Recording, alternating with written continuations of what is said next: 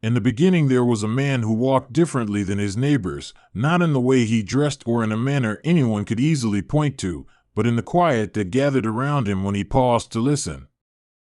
His name was Enoch, and his life threaded itself through a world growing loud with commerce and with the kind of laughter that can hide a hollowness.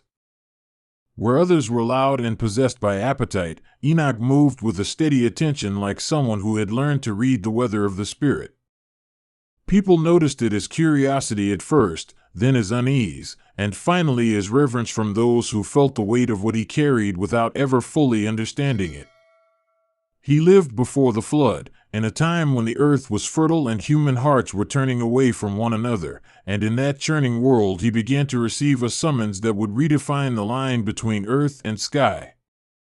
In a world full of noise, Enoch chose silence. Subscribe and write in the comments what speaks to you more, his peace in the middle of chaos or his call to reach beyond the sky. The summons came not as a trumpet but as an alteration of the air around him, as if the horizon itself had leaned toward his ears and spoken. He was walking one evening when the sky thickened with meaning, and a presence, neither loud nor small, settled into his bones. It was not a voice only, though a voice accompanied it, and it spoke of things that had been hidden in the slow places of the world. The message called him to go beyond the standard tasks of his kin, to step out of ordinary days and into an appointed path toward vision. He would later call this going a kind of ascent, but at first it felt simply like obeying a gravity he could not see. Enoch's first visions were not cinematic flashes but layered perceptions, like the way twilight allows both stars and the outline of hills to be visible at once. He saw the earth as if from a height, and he felt the grooves of the rivers, the tilt of valleys, and the small, tragic pattern of human cruelty fit against the vast patience of the land. There were voices among the trees and in the root-riddled soil, the desperate whispering of those who were being used and those who had turned to using. And woven through these sorrows was the sense of appointed judgment, an inevitable correction that would not be arbitrary but would be measured and measured by a law older than the men who had inched themselves toward power. Enoch heard that law like a sustained note, and it held both warning and mercy in it. He explored his visions slowly, returning to his household and then stepping back again into quiet hours where he would speak with the living memories that lingered like incense. His family watched him, sometimes with alarm, sometimes with admiration, and sometimes with amused bewilderment at how a man would accept such strain without complaint. Yet Enoch was not given to dramatics. He kept a humble stance, and his words about what he had seen were precise and folded with sorrow. He spoke of angels who had journeyed down to see the children of men and had been tempted in ways that revealed the brittleness of the created order. These accounts were disturbing not only for their images but for the way they showed celestial beings bound to consequences, teaching Enoch that nothing in the visible or invisible cosmos escaped the sweep of moral consequence. As the visions deepened, Enoch's attention was drawn to a figure appearing amid the light, clothed in presence rather than in garments, and named by no one at first because words failed to hold the fullness of the sight. Yet the being would be known to Enoch and later told to others as the Son of Man, a title that carried both intimacy and authority. In that first encounter, the Son of Man was not an abstraction or merely a symbol. He was an axis around which the whole vision turned, a focus of judgment and of compassion braided together in a single face. He stood at the convergence of heaven's counsel and earth's appeal, and his coming announced a jurisdiction that was both cosmic and tender. When Enoch perceived him, it was as though the world straightened at one point for the sake of justice, and at another point softened for the sake of restoration. The Son of Man's features were not described as a portrait in the strict sense, for faces and visions are not photographs but living metaphors that disclose character. Enoch perceived a countenance that balanced sternness with mercy, like rain that cleanses without annihilating the soil. Around him gathered light that was not merely illumination but meaning. It made the shapes of things clear and revealed the hidden motives behind actions. There was also an authority in the way he stood, as if he carried the adjudication of history in his posture and the promise of redemption in his hands. Enoch felt small in the presence of such a one, yet he also felt drawn into confidence, as though having witnessed this figure allowed him to participate in a larger story. The narrative that unfolded showed a courtroom that was cosmic in its relevance but intimate in its tenderness. Enoch saw the record of deeds inscribed, not as a list to be flaunted, but as an inventory of broken promises and unchosen kindnesses, the tiny decisions that became the web of collective fate. The Son of Man moved among these pages and read each not with coldness, but with the precision of someone who wanted to reconcile truth with recovery. He called the guilty to conscience and the wandering to home, and in his judgments there was an effort not only to pronounce but to restore, though restoration would sometimes demand radical change.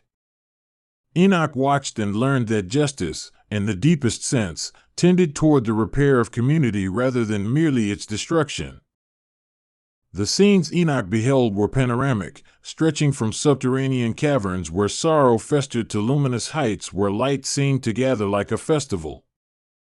He saw assemblies of angels, not simply as winged creatures but as intelligences tasked with stewardship, some of whom had erred and fallen into shame because of their proximity to human desire. These errant angels, called watchers in the language of the visions, had altered the human order by teaching dangerous arts and by entangling themselves with the very people they were meant to watch over.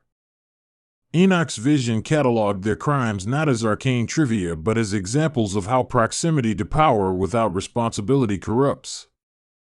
He recorded their names, their sins, and eventually their fate, not for gossip but to show the pattern of transgression and the moral architecture of the universe that required correction. In the midst of these revelations, Enoch was given the task of scribe and messenger, to bear what he saw back to a world that might yet be turned. The calling was exacting because he had to translate ineffable sights into words hard enough for men to hear. He learned to keep images precise and to shape warnings with compassion, to make sure prophecy did not become mere alarmism. He also felt the loneliness of one who hears a truth no one else wants to receive, and he became familiar with the awkwardness of being present at the margins of every conversation. Yet he persisted, because the visions would not let him rest, not when the fate of multitudes hung in the balance. Enoch's first messages were simple enough to startle a people unaccustomed to thinking beyond daily survival. He spoke of cities that would come to judgment, of arrogance that would be toppled, and of hearts that would be measured. His telling included clear signs and the need for repentance, but he always wove those elements through descriptions of a larger mercy that could be enacted if the people turned. Some listened and were moved, others laughed and dismissed him as a dreamer. Still, Enoch knew his role was not to win every year but to be faithful, to plant seeds that might grow long after he was gone. The visions continued to expand. One night Enoch was taken to a place where he could see the foundations of the world, and there he perceived how the earth was anchored in an order that responded to both human choice and divine ordinance. He saw the pillars that bore up seas and the stores of angels who kept watch over the winds and the stars. The sense of coordination between the seen and the unseen filled him with awe, but also with a solemn duty. Understanding cosmic order meant he could not shrug off the moral conditions that kept it healthy. He returned with the conviction that human sin had a ripple effect, and that vice, like a pestilence, could spread into realms beyond immediate sight. At times the visions took on a judicial tone. Enoch saw courts convened, not to indulge spectacle, but to restore balance. The Son of Man presided with a presence that required no noise. His sovereignty was registered in the silence preceding a verdict, and the gravity that cleansed the atmosphere. Accusations were spoken and heard, confessions were accepted where true, and punishment was designed to prevent greater harm rather than to please the vindictive. Yet the justice rendered was firm. Those who had knowingly twisted goodness into cruelty found themselves placed on paths that led away from life. Enoch's heart ached as he observed the sorrow of condemnation, because even judgment revealed the serious cost of moral corruption. One particularly vivid vision took Enoch to a valley where the names of generations were kept like seeds in a storehouse. He watched as the Son of Man traced letters, and each name unfurled a memory of choices and chances, of mercy accepted and mercy refused. The living names glowed when a life had been faithful in small things, and dimmed where selfishness had prevailed. Enoch learned that divine attention was not superficial. It recorded not only the great deeds remembered by history but the small acts of kindness that escaped human chronicles. In this way, the narrative weighed the ordinary as sacramental, transforming daily smallness into the currency of eternity. The presence of the Son of Man also brought foreknowledge of the coming flood, not as a mere threat but as an instrument of purification that would reset a corrupted system. Enoch's visions unraveled how the flood functioned within the moral economy. It was a consequence that corrected an order overwhelmed by violence and misrule. In these pictures, the waters were not vengeful but resolute, washing away structures of deceit so that truth could reemerge. Enoch felt the heaviness of this destiny, for he loved the people and knew the price of such a reset would be unbearable to many. Yet he also perceived a glimmer of hope, because from the watery blank slate something new could be sown. As his calling deepened, Enoch became a mediator between the celestial and the terrestrial, a bridge that trembled but did not break. He visited thresholds and returned, carrying both words of consolation and stern admonition, and he learned to tailor his speech like a craftsman shaping a delicate instrument. He sought to persuade without coercion, to invite change rather than to coerce it. And when no change came, he did not become bitter. Instead, he documented the failure with an honest grief that added weight to his prophecies. Enoch's life illustrates an important phenomenon, that those chosen to bear revelation often do so amid skepticism, ridicule, and danger. He was not impervious, his family worried, his neighbors mocked, and powerful men feared the destabilizing effect of his words. Yet the very vulnerability of his position made his testimony more credible to some, because it carried no worldly armor nor pretension. He accepted the cost of being a herald because he understood the urgency, and because the vision he carried had hands and a face and a compassion that would not allow him to remain quiet. Among the most arresting scenes was Enoch's encounter with the cosmic archives, where he saw the names of luminaries and rulers etched in an order he could barely fathom. The Son of Man read and weighed each name, discerning between pride that could be corrected and arrogance that needed to be curtailed. Enoch noted how leaders who took counsel with the weak preserved their names with honor, while those who exploited others drew a blotting upon their record. It was a subtle but penetrating lesson about the character traits that endure in the ledger of history. Mercy, humility, and a preference for the vulnerable were written large in the margins of divine awe. In these hearings, the Son of Man often paused to instruct Enoch, not to make him omniscient but to enlarge him with necessary clarity. He taught Enoch that wisdom is not the accumulation of facts alone but the capacity to perceive telos, the end toward which life is moving. With each lesson, Enoch's voice was refined. His prophecies became less about sensationalism and more about the ethical contours of a faithful life. He began to speak in terms people could feel, translating cosmic counsel into responsibilities pressed upon everyday relationships. And so Enoch spent his days traveling the corridors between heaven and earth, sometimes in solitude and sometimes in the company of an angelic escort who showed him things beyond mortal ken. He learned to carry silence as an instrument, to listen before he would speak, and to couch his warnings in consolation. The world he traversed was not monolithic. There were pockets of goodness that surprised him, and men and women who lived faithful lives in unnoticed corners. These glimpses brought him the same joy a gardener feels when shoots appear under a winter crust, for they reminded him that grace persisted even amid decay. Enoch's witness to the Son of Man's compassion reshaped how he understood punishment.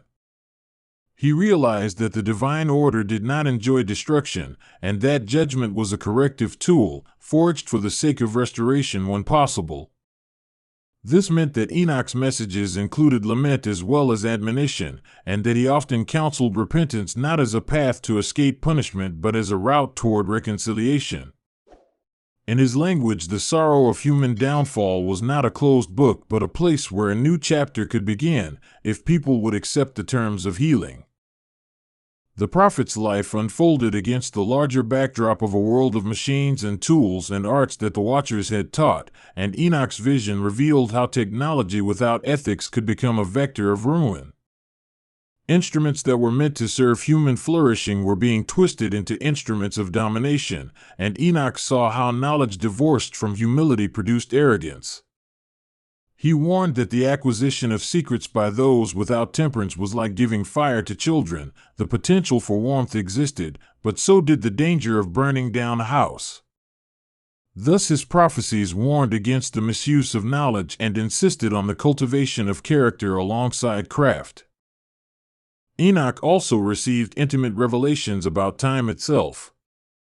He saw eras unfurl like cloth, each fold revealing consequences born from earlier decisions.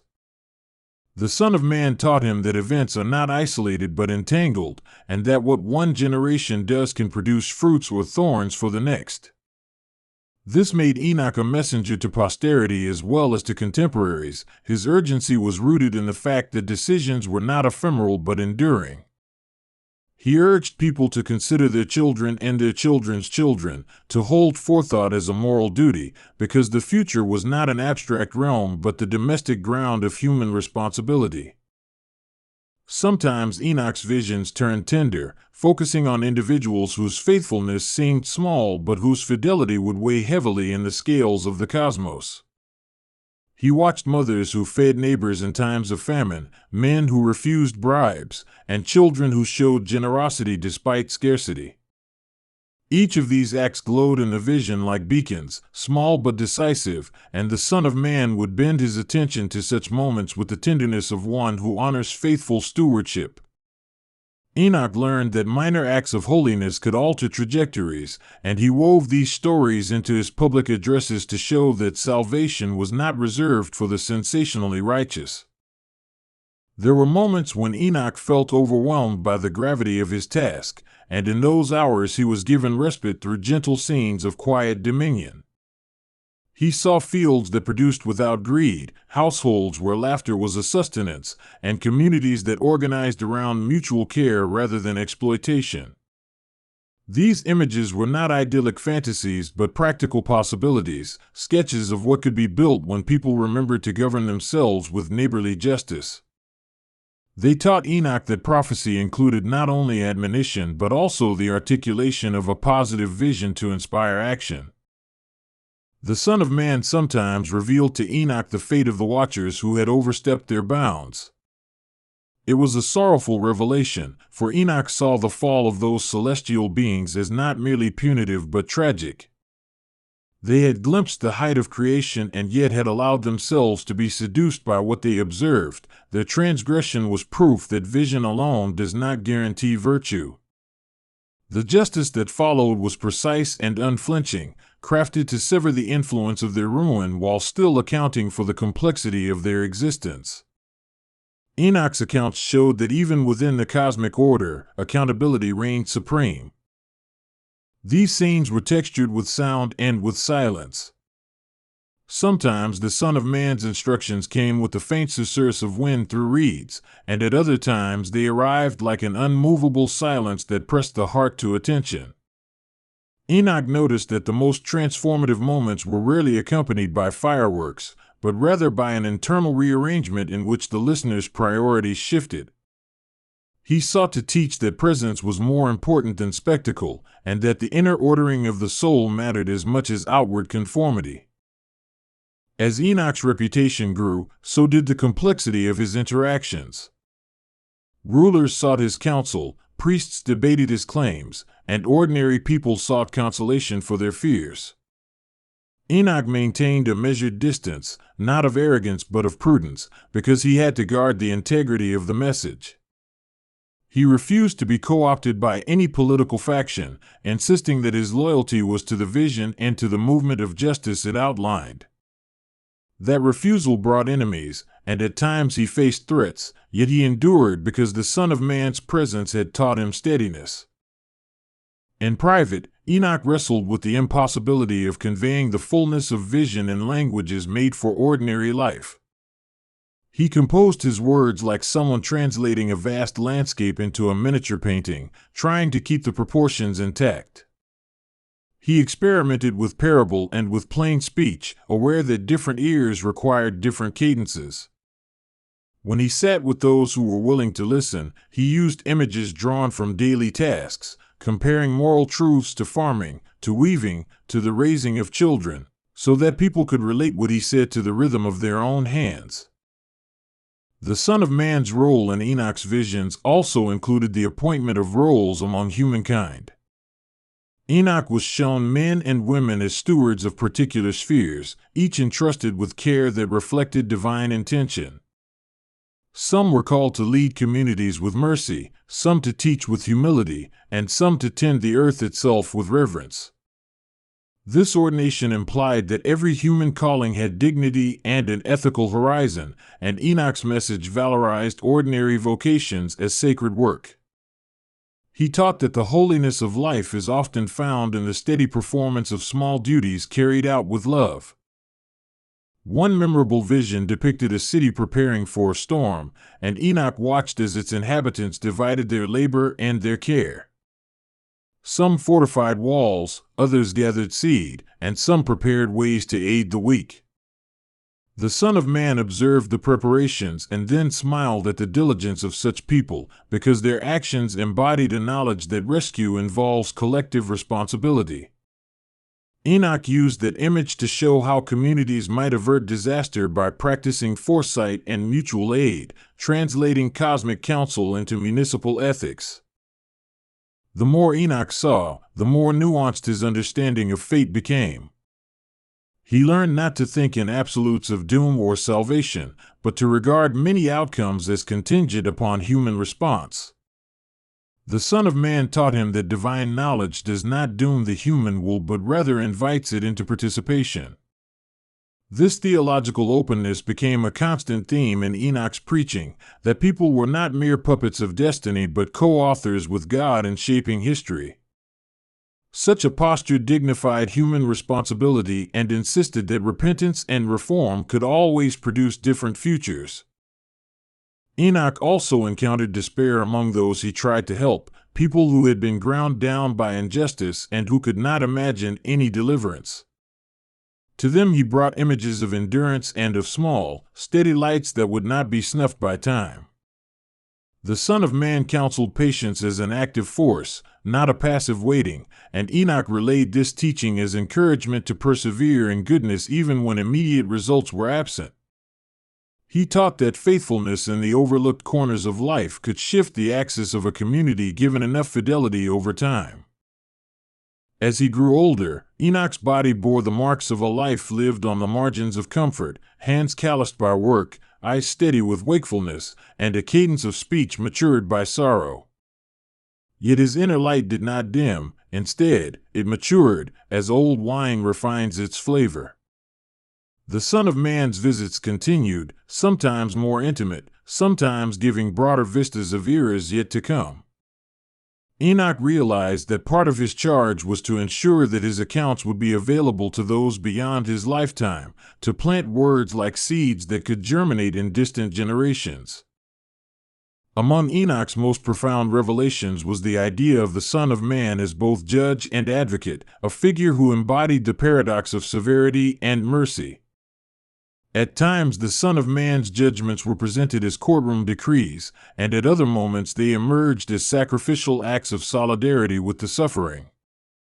Enoch understood that true leadership does not simply rule from a distance but enters into the plight of the afflicted, bearing some of their burdens. This duality reshaped how Enoch spoke of authority, insisting that legitimate power always included a preference for the least among the people. Enoch's writings took on a literary quality born of the necessity to hold complexity in balanced phrases. He used metaphors of ships and harbors, of gardens and plagues, to capture the moral realities of his time. The Son of Man's images often complemented his own, and the pair of them created a vocabulary that could speak across differences of language. Enoch's narrative style aimed at clarity more than at ornament, for he knew that those in peril needed directions they could follow, not riddles to puzzle over. The prophet also described seeing the Son of Man seated upon a throne like a mountain of light, but unlike earthly thrones, this seat was not isolated glory but a place from which care radiated. From there the Son of Man radiated laws that were not mere commands but invitations into a pattern of life that healed. Enoch was told that those who sat upon such a mountain had to be willing to descend into valleys where people struggled, to be accessible and not aloof. This image taught Enoch that leadership's legitimacy hinges on presence among the needy and a patience for the slow work of mending. In another vision, Enoch saw the cosmic balance as alone, threads of history interlaced by intention and chance. The Son of Man guided the shuttle, not by dominating every string but by weaving in patterns that allowed human agency to show. Enoch's metaphor underscored that the divine does not necessarily obliterate freedom in the pursuit of order. Rather, it works through freedom to bring about an ordered beauty. This idea offered those who feared determinism a way to see their choices as meaningful and consequential. There were scenes of lament, too, where Enoch walked through places filled with tears and woke consciences. He watched communities mourning their lost instincts for kindness and saw the pain of leaders who had chosen self-interest. The Son of Man stood among the mourners, not as a distant judge but as a companion who shared their sorrow and who offered a path forward. Enoch learned that mourning can be a sacred discipline when it fosters repentance and a renewed desire for justice. Enoch's role as scribe led him to codify many things for those who would follow him. He penned warnings and promises, ordinances and counsel, and he attempted to preserve what he feared might be swept away in the coming flood. His writings were practical in tone and infused with the urgency of someone tending a lighthouse when a storm approaches. He labored over the words as if each one could shore up the moral shoreline against a rising tide. His messages to rulers were direct. He told kings that their crowns meant responsibility and that wealth gathered at the expense of the weak would not stand in the final accounting. He exhorted judges to pursue justice for the orphan and the widow as if their judgments were the hinge upon which society turned. These admonitions were not political rhetoric but moral imperatives drawn from visions of a world that had to be tended with care if it were to survive. Enoch also attended to the spiritual formation of the young, counseling those who might become future leaders to take humility seriously. He argued that character could be crafted by the disciplines of restraint, service, and prayer, and he modeled these disciplines in his daily life. The Son of Man's presence reinforced this teaching by honoring those who had chosen service over prestige, and Enoch used those examples to motivate emerging generations. Throughout his years of revelation, Enoch wrestled with the paradox of revealing future calamity while wanting to prevent it. He learned that telling the future was not a neutral act and that prophecy could catalyze the very responses it predicted. Thus he became strategic, sometimes holding back certain details to prevent despair, and at other times disclosing plainly to stir necessary change. He discovered that timing in speech could be as crucial as the content, and that wise prophetic utterance considered the capacity of listeners to bear truth. There were also moments of humor in Enoch's life, quiet mercies that kept his spirit buoyant. He laughed at the stubbornness of a stubborn goat, at a child's unexpected wit, and at the human propensity to invent excuses. Those small joys sustained him, reminding Enoch that the life of a seer need not be solemnity alone. The Son of Man's messages did not strip the world of delight. Rather, they sought to restore joy where it had been corrupted by greed and cruelty. Enoch's description of the cosmic geography included thresholds and gates that regulated the movement of light and shadow, and he watched as the Son of Man opened and closed them according to a moral logic. These openings were not arbitrary but corresponded to the degree of receptivity among human hearts. When hearts turned toward justice, the gates widened and grace streamed in. When hearts hardened, the gates narrowed and judgment followed. This image offered a simple but potent theology. Human orientation influences the atmosphere of a community. As the day of the flood drew near, Enoch's prophecies took on an even greater urgency. He increased his travels, visiting villages and cities, pressing into marketplaces, and standing beneath the porticos of rulers to remind them of the imminent reckoning. He begged people not merely to reform outwardly but to cultivate inward renewal, because external observances without internal transformation would not suffice. Some heeded him and worked to change from the inside out, while others sealed their hearts against the warnings. Enoch also reported esoteric elements of the vision, such as celestial tablets where destinies were traced, and secret chambers where knowledge of ages past was kept. These images fascinated later readers, but Enoch treated them as functionary details, mechanisms that made sense of how memory and consequence were preserved across time. The Son of Man used these chambers not for hoarded knowledge, but to remind Enoch that memory matters, that forgetting can be a moral failing, and that accountancy in the universe is precise. At supreme moments, Enoch was allowed to behold the intention behind the creation, a longing for communion between the Maker and the made, and a desire that justice and mercy be married in the governance of the world.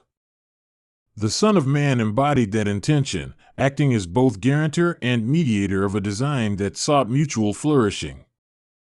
Enoch's understanding of existence matured as he grasped that the cosmos was not an absurd accident but a crafted environment with moral aims. This was not an abstract philosophical claim but a motivational force for earnest living. In the hours before the flood, Enoch felt both grief and an odd serenity, like someone witnessing the necessary clearing of a wound to allow healing. He intensified his writings, compiling exhortations and consolations, and he made sure that tapestries of counsel were stored where they might be found after the waters receded. He urged people to save not just their food but their relational commitments, so that rebuilding would not mean starting over in the ways that created the disaster. His final messages before the deluge were both practical and spiritual, a manual for surviving morally as well as physically. Throughout the deluge itself, Enoch's visions showed that the Son of Man walked the valleys between the waves, a presence informing the blankness with a promise of ordering. The waters did their work of erasure, but in Enoch's perception there was an undercurrent of renewal, as if the flood prepared a soil that could receive a different kind of seed. Enoch's faith was not vindictive in the face of judgment. Instead, he trusted that the painful clearing would permit a new chapter in which righteousness had a firmer root. He watched in prayer and in sorrow as the old structures gave way. When the waters eventually receded and the world emerged as if cleansed, Enoch's narrative shifted toward restoration and toward the shaping of new covenants. The Son of Man's role transformed in these visions from one of judicial oversight to one who negotiated the terms of renewal. Enoch witnessed the ways communities gathered the ruins and began to build again with a renewed sense of responsibility. He recorded the beginnings of a social ethic rebuilt on mercy, humility, and a commitment to protect the weak. After the flood, Enoch continued to be a voice for tempered governance and ethical living, teaching that catastrophe had not been an end but a painful rebirth. His stories of the Son of Man lingered in the ears of those who would listen, providing both a warning against hubris and a model for compassionate authority. He became a repository of lessons learned through suffering, and his counsel informed practices of justice for generations. Enoch's experience raises enduring questions about prophecy and the moral life: how to hear warnings without despair, how to enact justice without cruelty, and how to integrate divine vision into daily action. He modeled a way of attention that combined courage with tenderness and that understood the long reach of small decisions. His vision of the Son of Man served as both standard and consolation, a figure who balances judgment with mercy and who invites humanity into a partnership for restoration. As listeners follow his path, they are invited to consider their own seasons of calling, the small acts of faithfulness that will shape communities, and the ways they might steward knowledge and power. Enoch's life suggests that being chosen to speak truth is not a privilege without responsibility, but a charge that demands humility, endurance, and compassion. The Son of Man's image remains for us a compass, pointing toward an ethic in which justice heals and mercy redeems. In the long thread of human history, Enoch's visions remain a potent reminder that the heavens are not indifferent and that the moral contour of life matters deeply. His narrative encourages a moral imagination large enough to include cosmic concerns and small enough to attend to a neighbor's need. He shows that prophecy is not the monopoly of an elite but a function of a life tuned to listening, and that every person may, through steady acts of love, become a repository of renewal. Even now, the echoes of his witness invite reflection, of the need for leaders who serve rather than dominate, of communities that guard the vulnerable, and of technologies that are tempered by ethics. Enoch's story presses us to contemplate not merely the future but the way present actions will sound there, and it asks whether we will choose to braid mercy into our structures. The Son of Man stands as an emblem of that braided virtue, a reminder that authority finds its highest expression in the protection of the least. The call of Enoch was never just a historical curiosity, it was an educational crucible in which the themes of justice, mercy, responsibility, and restoration were forged. His life teaches that visions can be lived into being, that prophetic seeing requires practical doing, and that the tension between judgment and love is the engine of moral transformation. Enoch's example is both a challenge and an invitation to live with attention, to speak with courage, and to work with steadiness for a future that honors the dignity of all. As a final thought in this unfolding tale, we can imagine the Son of Man continuing to travel the margins between heaven and earth, calling those willing to hear into a life of principled action. Enoch stands as a companion on that journey, his voice echoing across ages, and his call remains current: be attentive, be just, be merciful, and do your small part to steward the world God entrusted to human care. The richness of his vision compels us not to be passive, but to become artisans of repair in a world always vulnerable to decay but always capable of renewal. I remember the night Enoch first found the path to the heavens as if I were there beside him, walking in the hush before dawn when the air held its breath. He did not stride into light like a conqueror, he rose gently as if lifted by a memory, each step a soft loosening from the world's gravity. The sky above him was not simply sky but a layered sound, a sequence of quiet notes waiting for the ear that could hear them in stillness. In that hush, the journey began, not with thunder but with a clarity that settled like a promise. He moved because something older than his name had called. The ascent did not begin at the first cloud line, it began in a shrinking of ordinary things, where the familiar edges of houses and trees folded inward and the map of his own life rearranged itself. Streets became stories, and stories opened into corridors of light that led beyond memory into revelation. He felt the tug of unseen hands, not unkind but purposeful, guiding him through thresholds that had no doors. Every step dissolved a small certainty and replaced it with a sight that asked him to trust differently. By the time he reached the first heaven, he had already left the comfortable geometry of his past behind. The first heaven was like the soft earliest morning, a place of dew and whisper where angels passed like gardeners tending vast gardens of sound. Here the air tasted of beginning, as if the act of creation could still be smelled like rain on parched earth. Enoch listened to names being spoken, names that felt like seeds. When spoken, they unfurled into light and small, bright life. It was a realm of nascent things, where every movement made a new possibility. He lingered long enough to feel remembrance at the edges of his bones. Beyond that lay the second heaven, a domain of rivers and measures, where cosmic waters flowed in ways that made sense to a soul learning to read the architecture of worlds. The waters were not merely wetness, they were histories and currents of fate, each eddy carrying the stories of people long forgotten on earth. Enoch watched as angels tended these streams like librarians, opening scrolls held in light and letting their words dissolve into the flow. The sound here was deeper, a low chant that steadied him like a pulse. It taught him the patient rhythm of time measured not by clocks but by purpose. As he rose, the heavens expanded not outward so much as inward, revealing layers where light changed its grammar and truth spoke in different dialects. Colors were currency and scent was memory, and every sense had to be retrained, gentle as a child's hand learning to write. He crossed thresholds marked by simple things, a particular scent of resin, the taste of iron, a single chord held until it resolved. And in each passage he gained a new perspective that remade how he understood the one below him.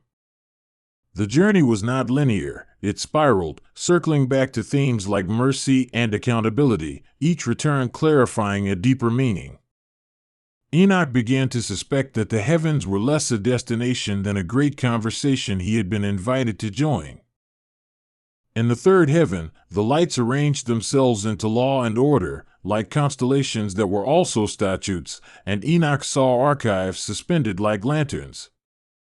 Here the angels moved with precise economy, carrying records and tallying names, not with cold detachment but with reverence for the tiny gravity of each life.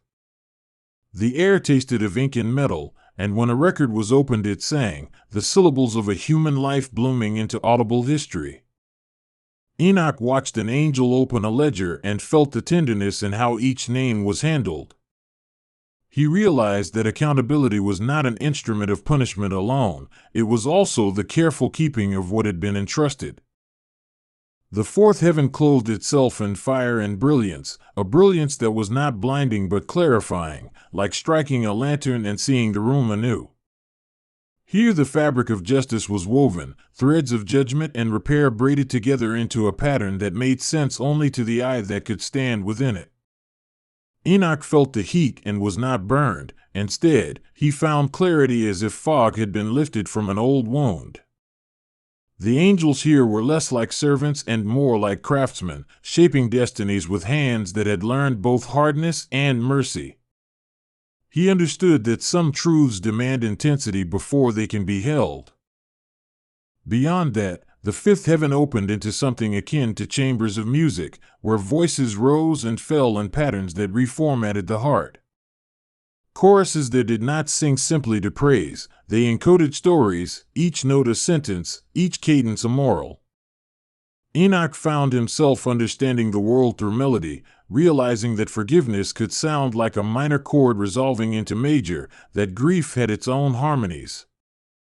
He stood at the edge of those choirs and felt his chest expand to accommodate more grief and more joy than he had thought possible together. The sound taught him to listen differently to the world beneath his feet. The sixth heaven felt like a tribunal and a sanctuary at once, where the Son of Man first took familiar shape in Enoch's sight, not as a distant concept but as an intimate presence with eyes like wells of knowledge. The Son of Man was not immediately enthroned in thunder here, rather, he sat with a composure that made justice resemble hospitality. Enoch approached with the reverence of one who enters both a courtroom and a home, because here verdicts were delivered with the care of a parent choosing language for a child. The Son of Man's words wrapped around sorrow and joy at once, speaking in sentences that left space for repentance. Enoch found himself both humbled and held. In the glow of that presence, Enoch saw the interplay between mercy and sovereignty unspool like a tapestry revealing both pattern and hand. The Son of Man did not erase wrongs lightly. Instead, he folded them into a broader story that did not deny consequence but sought restoration. Enoch watched how names were not only listed but also understood, how histories were not merely recounted but recontextualized. He saw that anger could be fierce and righteous, and that it could also be channeled toward repair rather than destruction. The sight reshaped his own sense of judgment and longing for fairness. As Enoch climbed higher, the heavens revealed councils where angelic beings deliberated with the seriousness of magistrates and the tenderness of stewards. They debated futures as one might debate the care of a child, weighing the impact of each decree with the patience of lovers of life. Here the Son of Man appeared not only as arbiter but as advocate, making room in the council for voices that otherwise might not be heard.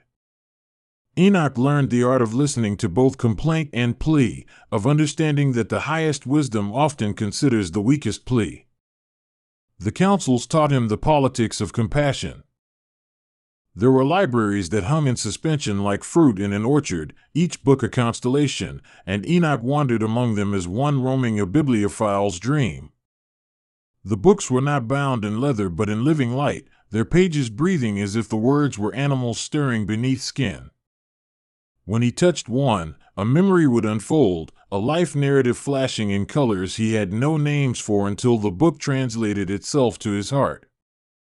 Some books were small and precise, containing the measure of a single human day's kindness. Others were vast and turbulent, full of wars and weather and the slow erosion of civilizations.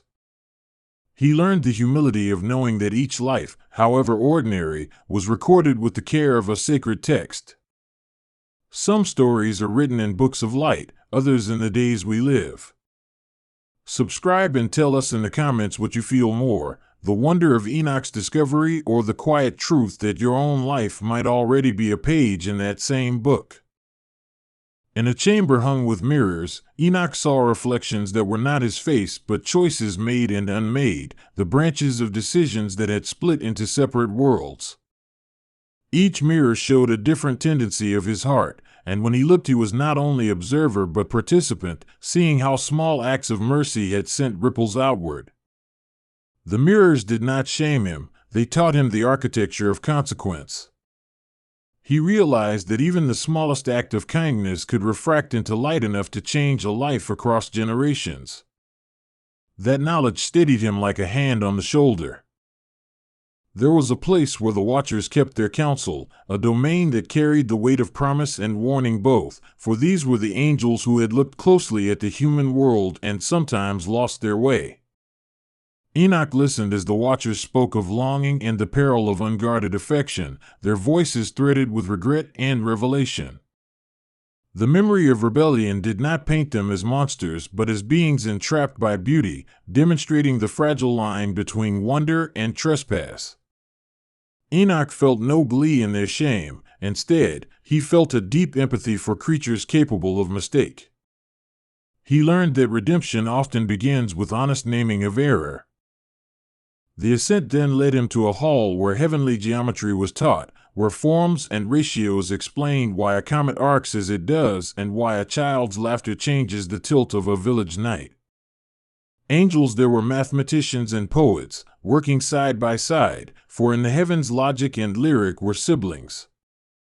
Enoch sat with them, learning how order and beauty interwove to sustain reality, how symmetry was not sterile but infused with compassion. He marveled at an equation that read like a prayer, a formula whose balance preserved tiny ecosystems of mercy. Understanding here did not make him proud, it made him careful. At one threshold, Enoch met creatures of such strangeness that his tongue recoiled trying to name them, and yet each creature's intent was simple and human, to serve the life they had been given. Wings of impossible colors folded with the courtesy of an old friend, eyes that contained galaxies blinked with a humor he recognized as wise. They guided him through corridors where the air was thick with the scent of citrus and thunder, where storms were stored like storerooms of energy to be used when a world needed waking. These beings taught Enoch that service could be playful, that the labor of stewardship need not be grim. Their laughter folded into the journey, making gravity feel lighter. He passed through a region of metallic sheen where the machinery of fate hummed, not coldly but with a warmth like an industrious heart, and he saw wheels within wheels that did not grind but tuned. Each turning was intentional, calibrated to balance mercy with consequence, to answer to a logic that honored creation's dignity. Enoch watched operators of invisible levers move with reverence, for even mechanism had soul when it was designed to uphold life. The complexity did not discourage him, it deepened his awe at how meticulous the care of worlds could be. He began to understand the patience involved in governing the sweep of history. In a quieter sphere, he encountered scenes of reconciliation played out like quiet dramas, where strange things were braided back together through patient work. Lovers were restored, old debts were quietly settled with acts of surprising humility, and families rebuilt themselves around whispered apologies. Enoch witnessed how repentance and repair could be slow and unglamorous, and yet more powerful than any sudden miracle. He felt the weight of returning to those we had hurt, and how bravery sometimes looked like a softened voice. The sphere taught him that restoration required time and courage. There was a garden in the heavens that looked like an echo of Eden but deeper, where trees bore not only fruit but memory and possibility, and each leaf was a lesson in patience. Enoch wandered between trunks whose roots threaded into the fabric of creation, drinking the light that filtered as if through stained glass of morality. Fruits of comprehension grew there, and when he tasted them he remembered things he had not known he had forgotten. The garden's hush was not silence but concentration, and Enoch felt baptized in the slow rhythms of growth. He learned that innocence and knowledge could coexist, each deepening the other. One night, and the very phrasing misleads because night here was not the night of earth but a relative pause in heavenly brightness, he found himself invited to a banquet where faces of many peoples gathered, not to feast on food but on understanding. Conversations flowed like wine, generous and intoxicating, but never stupefying, for clarity was the aim. Stories were exchanged with an open tenderness, the sort that dissolves the sting of anger without erasing the lesson. Enoch drank from cups of memory and left fuller not with indulgence but with resolve.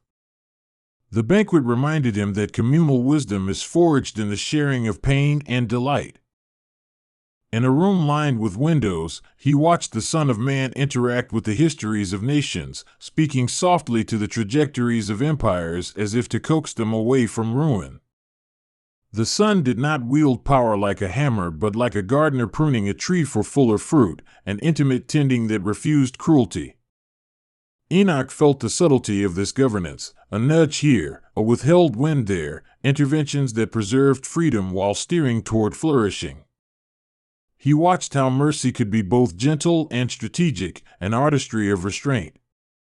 Witnessing this, Enoch's own ideas of leadership altered into something less domineering and more circumspect. The seventh heaven, which some had spoken of in hushed rumor and others in ballad, stretched out like an ocean of light where the Son of Man's presence became central and undeniable.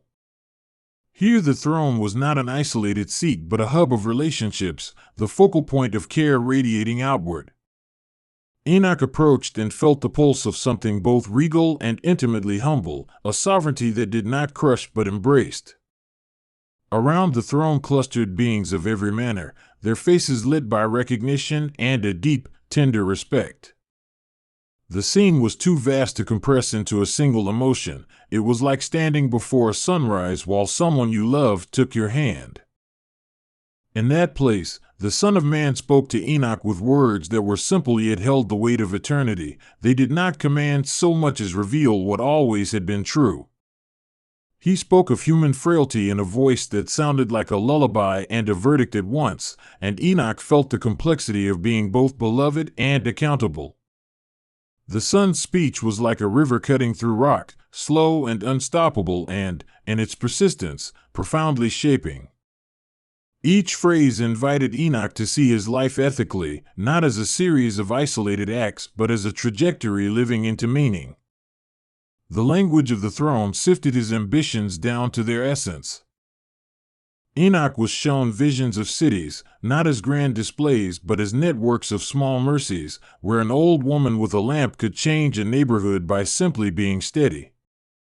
He learned that the greatest revolutions were often local revolutions of care, modest acts that accumulate into a transformation of soil.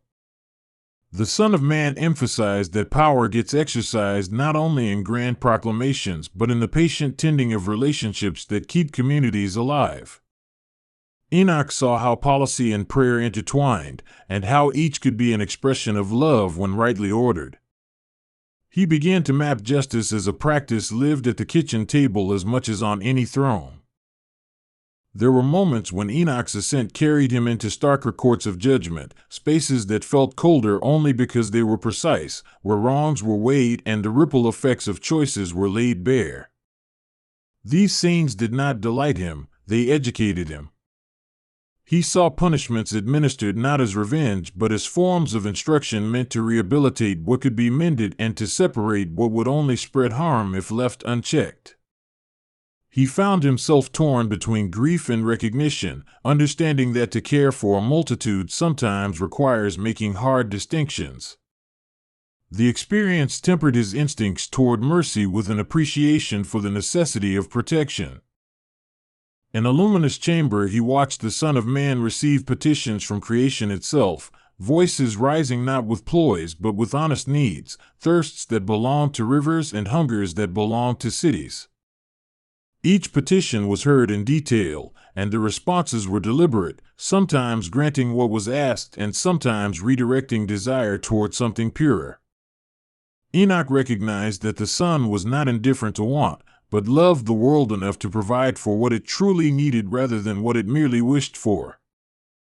That discernment struck Enoch as supremely compassionate, an intelligence guided by love rather than mere indulgence. He began to understand the architecture of providence as a mixture of tenderness and wisdom. During one segment of his journey, the heavens showed Enoch scenes of history as living tapestries, threads woven by choices both grand and small, and he saw how the Son of Man sometimes embroidered in ways that made right what it frayed. These corrections were patient craftsmanship, not magic erasure, and they required time. Enoch watched healings that looked more like slow mending than sudden miracles, and he felt the relief of a tapestry being restored to use rather than kept pristine behind glass. The Son's interventions revealed a theology that favored restoration over annihilation. Enoch learned to admire restraint as a form of courage rather than weakness. He encountered angels whose task was to guard thresholds, beings who stood watch over beginnings and endings with a wary, loving attention.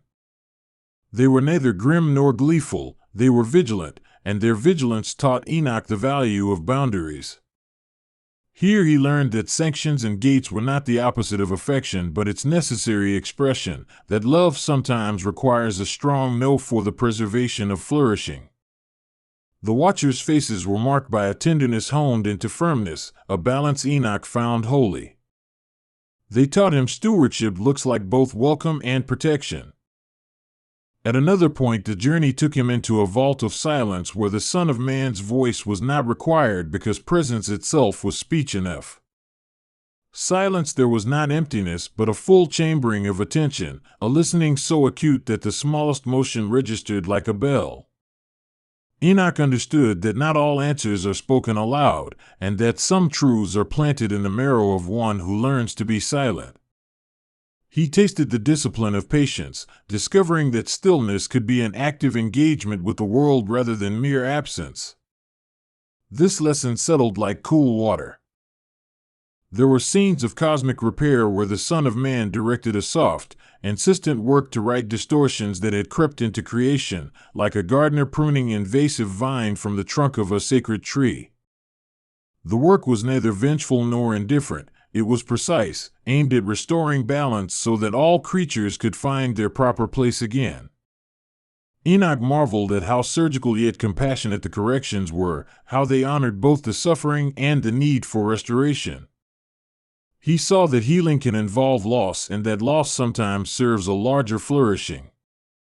That truth was hard but necessary. Sometimes the Son of Man allowed Enoch to witness future scenes unfurling like training wheels falling away from the motion of reality, and these glimpses were both terrifying and hopeful. He saw cities rebuilt by hands that had once wanted to destroy them, heard songs sung by children of people who had been enemies, and watched stubborn injustices give way to communal care. The future was not tidy. It bore the scars of contest and repair, and yet it moved toward a horizon of surprising beauty. Enoch learned that hope in the heavens was realistic, forged not by ignoring suffering but by attending to it with unwavering labor. The son's approach to the future was persistent optimism, an optimism that worked. On one threshold he encountered a valley of names, a quiet registry where each human identity was honored and spoken back into dignity, especially those erased or overlooked by history. The Son of Man walked among these names with deliberateness, pausing to speak a recognition that reanimated dignity. Enoch felt the power held in being known, a recognition that left him trembling with gratitude and responsibility. He understood then why God in many forms chooses names as the first act of relationship, how naming is a way to anchor someone in the story of creation. The valley taught him to value identity as a sacred trust. There were dialogues with saints and prophets who had gone before, voices that threaded advice into Enoch's ears like a loving curriculum, practical and visionary at once. They spoke of patience, courage, and the peculiar courage of those who remain available for long seasons without immediate reward. Enoch listened to their counsel as if receiving maps stitched with both warnings and invitations, routes through deserts and orchards alike. The Son of Man sometimes sat in these conversations, adding gentle corrections and confirmations, shaping a lineage of wisdom that felt like a family. Enoch absorbed their patience and learned endurance. At times he felt the strain of sorrow as if it were a physical weight pressing into his lungs, for the heavens did not shelter him from grief, rather, they widened his capacity to bear it. He watched slaughtered innocents stand with the dignity of those who had known their worth, and he felt the unjustly silenced breathe words like testimony. These images broke him and rebuilt him, forging in him a grief that turns toward action rather than despair. The Son of Man did not remove the pain but taught him how to hold it and shape it into advocacy. Grief became a ministry rather than a prison. In quieter hours, Enoch observed celebrations of ordinary goodness elevated to holy rites, parents gently teaching a child, neighbors sharing bread, long-standing partnerships that had weathered storms being renewed. The Son of Man celebrated these things not as small trivia but as the building blocks of a moral cosmos, catalysts of social healing. Enoch learned that holiness often hides in the unremarkable, like gold in common rock, and that attention to these moments mattered. The heavens seemed to glow most for the faithful acts that required patience and low-level heroism. He felt his heart expand to recognize sanctity in the mundane. There were times when the Son of Man engaged Enoch in questions rather than answers, an exchange designed to stir thought and responsibility rather than to provide final solutions. These dialogic moments felt like apprenticeship, with the Son asking what the world needed and Enoch responding with nascent wisdom. The process taught him a humility rooted in agency, that being called to discernment is both gift and obligation. He walked away from those conversations altered, less certain of simple answers and more committed to the labor of seeking justice.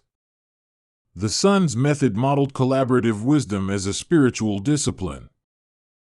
Enoch was shown strange theologies made tangible, doctrines turned into scenes he could touch, and he felt the relief of abstract ideas becoming living practices. He saw charity in the form of hands passing bread across a table, eschatology as a garden tended with care, and atonement as patient mending of relationships. Each idea became a ritual he could perform, and by performing he learned how belief must translate into action. The Son of Man taught doctrine through enactment, creating a theology that required feet to walk and hands to help. Enoch learned faith as a verb. There were audiences where the Son of Man welcomed petitioners who came with both sin and song, people whose lives were messy and miraculous in equal measure. He loved them openly and corrected them candidly, a presence that did not condone harm yet refused to discard hope.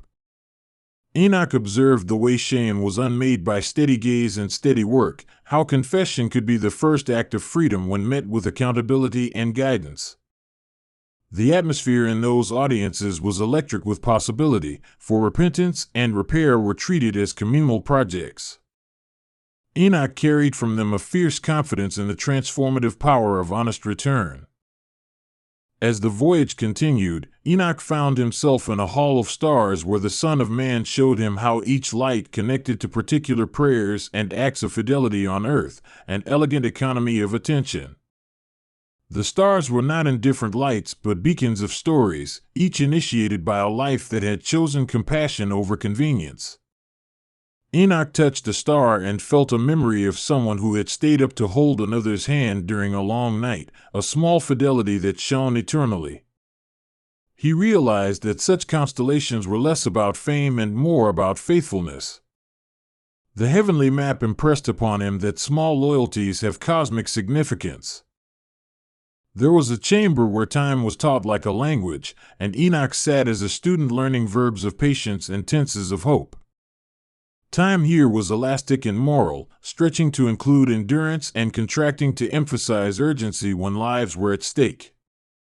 The Son of Man explained the ethics of timing, when mercy must be immediate and when it requires careful cultivation. Enoch learned to read seasons, to distinguish between a moment calling for swift intervention and a year asking for steadfast presence. He left with a new calendar in his bones. The heavens taught Enoch about covenant in vivid, dramatic ways, showing contracts forged not with ink but with blood and breath, promises breathed between creator and created.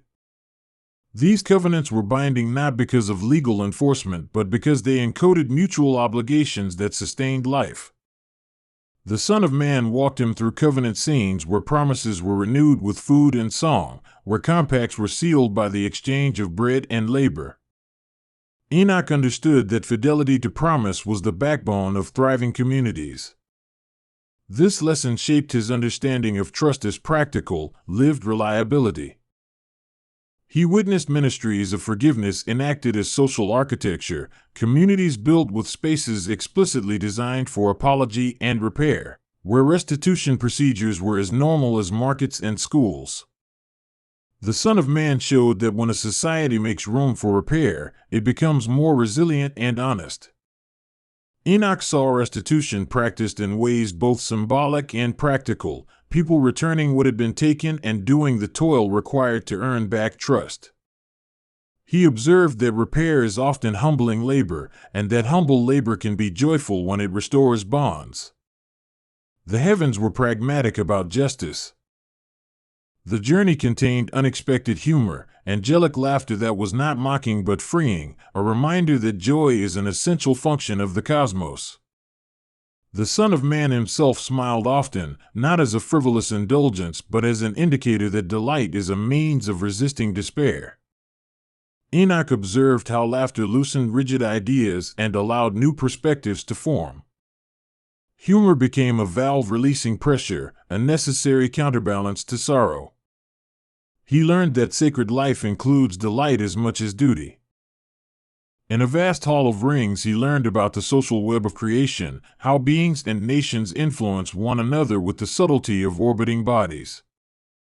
Influence, here, was not coercion but gravitational interplay. Some lives tugged gently and rearranged the course of others over time. The Son of Man explained how moral influence is earned, not taken, and how reputation must be guarded by consistent habit rather than clever rhetoric. Enoch saw that leadership is an accrued trust and that the cosmos respects those who steward influence well. The lesson felt like a charge to wield power with care. There were moments when Enoch felt fear, real, sharp, necessary, for the heavens did not sanitize the danger that attends moral choice. The Son of Man did not flinch from the hard realities, and sometimes he allowed the weight of consequence to press upon Enoch so the man would grasp the stakes of his life. Yet even fear was taught with a hand that steadied, ensuring it did not shrink the heart into paralysis. The lesson was practical. Fear can sharpen moral vision if it is acknowledged and navigated, not denied. Enoch learned courage as a companion to fear rather than its absence. He was shown scenes of ordinary cruelty and extraordinary kindness side by side, a juxtaposition that prevented easy absolution of sin and insisted on active participation in healing. The Son of Man's work seemed to thread mercy through the needle's eye of reality, stitching up the torn cloth with both firmness and gentleness. Enoch saw that some cruelties require structural change rather than mere individual remorse, and he watched strategies being devised in heavenly councils for such long-term work. He learned that compassion must sometimes be political as well as personal. The heavens were practical about systemic wrongs. There were images of the Son of Man teaching children, demonstrating patience and wonder in ways that made Enoch weep with a humility he had not expected. The teaching was not simply intellectual, it was relational, built through stories and touch. Enoch saw how forming the next generation demands humility and radical availability, a willingness to be less than one once was for the sake of those who are becoming. The Son's pedagogy emphasized embodiment, lessons lived aloud more than lectures given. Enoch felt himself softened into a more childlike posture of learning. At one point Enoch was led to a place where actual languages were kept, the tongues of creatures and epics, and he listened as the Son of Man translated not words alone but the feelings behind them. Translation: there was an act of mercy, bridging alienation and misunderstanding between peoples. Enoch was shown how misinterpretation fuels conflict and how patient interpretation can build peace. He learned that the task of translation is always an ethical act, requiring empathy and fidelity. The heavens trained him to hear beneath the noise. He was presented with visions of suffering that stretched beyond comprehension, famines, wars, seasons of barrenness, yet these visions were never allowed to stand alone, always they were paired with scenes of response. The Son of Man showed interventions large and small, from cosmic restorations to neighbors sharing bread, reminding Enoch that suffering invites a multitude of responses. Enoch learned not to despair at scale but to start where one stood, to understand that each response is a node in a vast network of care. The heavenly pedagogy focused on agency within context. There were moments when the Son of Man asked Enoch to speak on behalf of the people, to carry words down as a messenger, and Enoch felt the holiness and burden of representation. He learned the importance of fidelity to the voice that one carries, ensuring translation without distortion. The Son instructed him on how to bear witness responsibly, training him to speak truth without cruelty and to avoid the seduction of speaking merely to be heard. These lessons became the ethics of prophetic language. Enoch left with a renewed sense of responsibility about the words he would carry down to earth. In a chamber of mirrors, Enoch confronted futures that hinged on small, present choices, and he realized that destiny is often sculpted in the quiet decisions of daily life. The Son of Man did not deny grand destinies but insisted they are built from small fidelities. Enoch was instructed that the divine economy prizes consistency and that remarkable outcomes often arise from ordinary perseverance. He found comfort in the idea that his small acts mattered in the long weave of history. The heavens empowered him with a sense of significance for the mundane.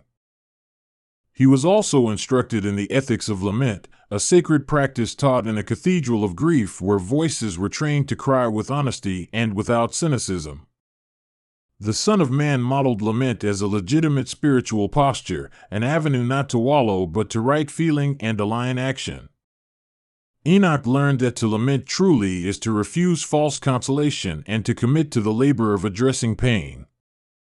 Lament became for him a discipline that opened hands to work instead of closing them in denial.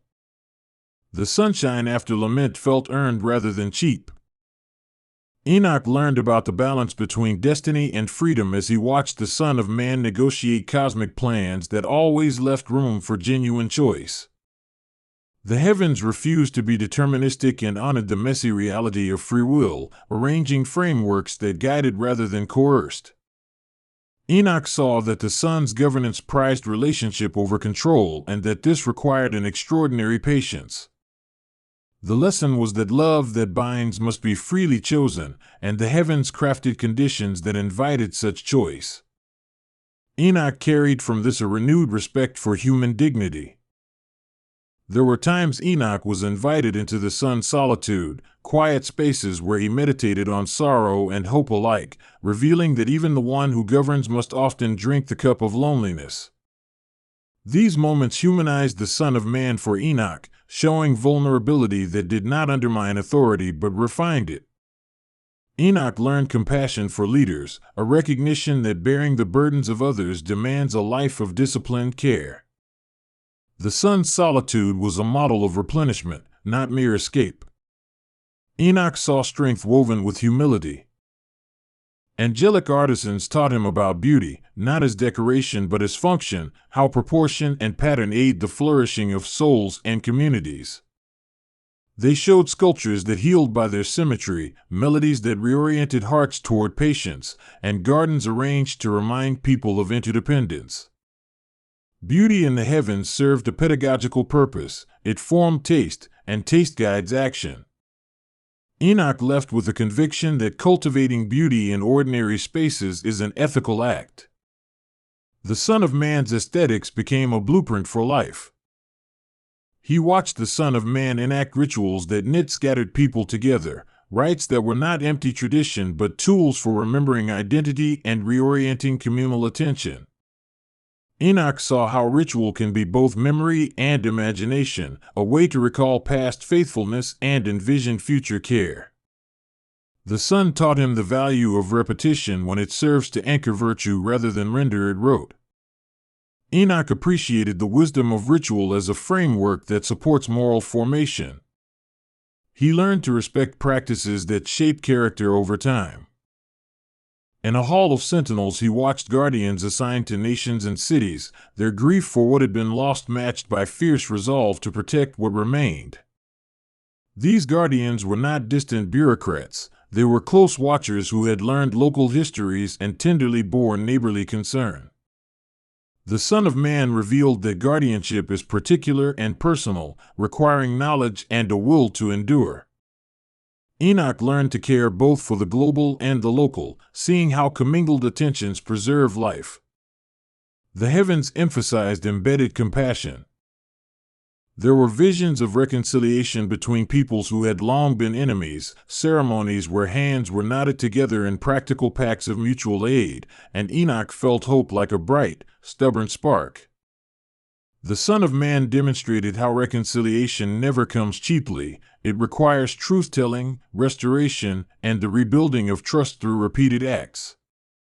Enoch watched communities bind themselves with new institutions of mutual accountability, and he recognized the effort it takes to unlearn hatred.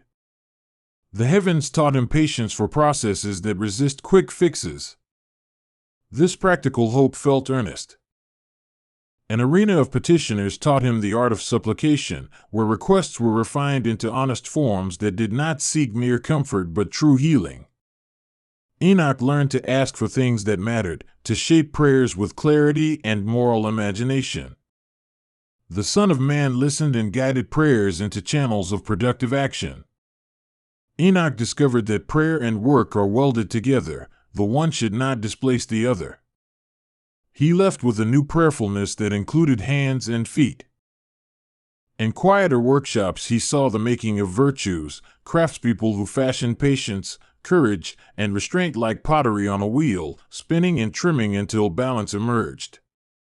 These heavenly artisans did not manufacture virtue as an external object, but cultivated it within the soul's clay by repetitive practice and skill.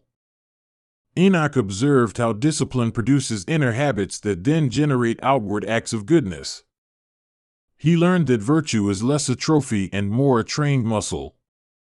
That metaphor shaped his daily practices on earth. There were debates that ranged from the metaphysical to the mundane, where angels argued the merits of mercy versus strictness with the same rigor a court might debate law. The Son of Man joined these debates not to assert dominance but to model a deliberative spirit, weighing human realities with cosmic perspectives. Enoch saw how argument, when framed by mutual respect and a common aim for flourishing, produced wisdom rather than division. He learned to love the hard work of principled disagreement as long as it remained tethered to the good of the many. The heavens showed him how integrity and charity can coexist in argument. In a garden of inventions, creators experimented with ways to deliver justice and mercy, designing institutions and practices that could be exported to suffering places on earth. Enoch watched proposals modeled in miniature, tested and repaired, and felt the excitement of applied compassion. The Son of Man encouraged innovation when it freed the oppressed and resisted novelty for its own sake. Enoch learned to cherish pragmatic creativity as a spiritual discipline when it sought tangible flourishing. He felt hope about the potential of human ingenuity channeled by conscience. There were private lessons in sorrow wherein the Son of Man revealed his own wounds as part of a larger solidarity with suffering, teaching Enoch that pain shared is pain that invites healing. These disclosures were not displays but invitations to companionate presence. Enoch absorbed the tenderness that comes from being present to another's suffering without trying to solve it immediately. He learned that sometimes accompaniment is the most ethical response. The heavens taught him the ministry of simply being beside another. He saw communities organized around restorative practices, where wrongs were met with dialogues and reparations, and offenders were given opportunities to make amends instead of being cast out. The Son of Man modeled systems that prioritized restoration when possible and protection when necessary. Enoch observed that transformation often required both accountability and resources for change, not either/or. He left with a sense that justice, to be just, must be practical and generous. The heavens modeled repair as a public good. There were corridors lined with portraits of unsung heroes, midwives, caregivers, teachers, their images honored and maintained, testifying that the heavens remember faithful labor even when earth forgets. The Son of Man paused at each portrait with the reverence of one who knows the cost of such dedication. Enoch felt recognized in the small faithful acts of his own life and understood their lasting value. He learned that celestial attention often fixes on the humble, elevating endurance over spectacle. This recognition settled into his bones like validation. In a bright archive he found records not only of sin but of repentance, the exact turns of heart that had altered courses, and the Son of Man tracked these like entries of treasure. He saw the arithmetic of change, how small consistent acts stack into lasting transformation. Enoch felt encouraged by the realism of heaven's bookkeeping. It did not mince the difficulty of moral effort, but it prized steady improvement. The Son's valuation of repentance as progress rather than perfection instilled patience. Enoch learned that persistence becomes holiness. There were night vigils where the Son of Man kept watch with beings who never slept for reasons of holiness but for reasons of love, standing vigil over those in pain. The hush of those watches taught Enoch the power of wakeful presence, bearing witness without obligation to act immediately. He understood the dignity of being held in prayer, of being seen by eyes that did not flinch. The heavens taught him that watchfulness is an act of devotion that sustains suffering souls. He learned to keep his own vigils with compassion. In a workshop of compassion, Enoch watched ideas for social repair crafted into tools that could be used on Earth, education programs, communal kitchens, councils for mediation, all simple but replicable. The Son of Man delighted in these practical interventions, encouraging the translation of heavenly wisdom into human practice. Enoch realized that divine insight often aimed at accessible, scalable acts of love rather than inaccessible miracles. He left with blueprints for mercy that could be borrowed by any town. The heavens prized accessibility in their solutions. There were seasons when the Son of Man allowed Enoch to look back at his own life from a vantage that softened the sharp edges of regret and illuminated the faithful seams he had not noticed. These retrospectives were not indulgent nostalgia but sober inventories leading to gratitude and resolve. Enoch saw himself with a compassion that did not excuse negligence but honored survival. From this vantage he understood his call to speak with honesty and tenderness upon returning. The heart of his mission was refined by insight and mercy together.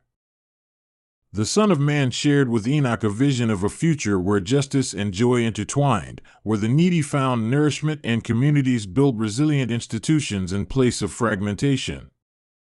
The vision did not deny struggle but painted a horizon shaped by patient labor and generous imagination. Enoch felt his spirits buoyed, not by escape from reality but by practical hope rooted in the work he had witnessed in the heavens. He knew that the Son's dream required human hands to enact it. The vision galvanized him rather than pacified him. Before Enoch descended, the Son of Man gave him practical instructions to remember the small acts, to teach the faithful, to invent mercy locally, and to hold grief as a motivator, not a sentinel. These commands were not heavy chains but pragmatic tools for a life of witness. Enoch received them as a parcel of duties wrapped in freedom, a mission that honored the soil he would return to rather than abstract ideals. He felt both honored and nervously human, aware of his limitations and the vastness of the task. The final moments of instruction felt like a commissioning rather than a burdensome mandate. He lingered just long enough to be reoriented to ordinary time, feeling gravity not as a punishment but as a welcome, a pull toward community that needed what he had been given. The heavens did not detach him from the world but equipped him to return with renewed eyes. As he descended, the scents and sounds of earth grew familiar in a new way, as if greeting an old friend with fresh gratitude. The Son of Man's last look was steady and encouraging, an affirmation that his work would matter even if small. Enoch carried that look down like a talisman. On the descent, the layers of heaven receded like chapters closing, and with each passage Enoch folded the lessons inward until they sat near his heart like a small, warm jewel. He did not forget the mechanics of courts and councils, nor the delicacies of mercy and justice, rather he learned to hold them lightly enough to act. The journey had expanded his capacity for both sorrow and joy, engraving humility and resolve into his character. He returned not as one who had solved mysteries but as one entrusted with them. The heavens had taught him how to steward what he had seen. Back among his people, the world seemed different and yet the same, a paradox Enoch welcomed because it matched the complexity he had learned. He began to speak in ways that were practical and prophetic, refusing both easy condemnation and cheap consolation. Enoch's stories were meant to awaken laborers of mercy, people willing to do the small, steady work that heals neighborhoods and nations. The Son of Man's commission had given him not only vision but vocational habits. He set about living what he had learned. He taught people to make space for repair, to honor memory and invent new practices of accountability and generosity, and to see mercy as a public act as much as a private one. Some listened with hunger and some with suspicion, but Enoch treated both reactions with the humility of someone who had seen both beauty and folly in the heavens. He did not become a preacher of easy answers, he became a patient trainer of hearts. The Son's image followed him in his demeanor, measured, insistent, and gentle.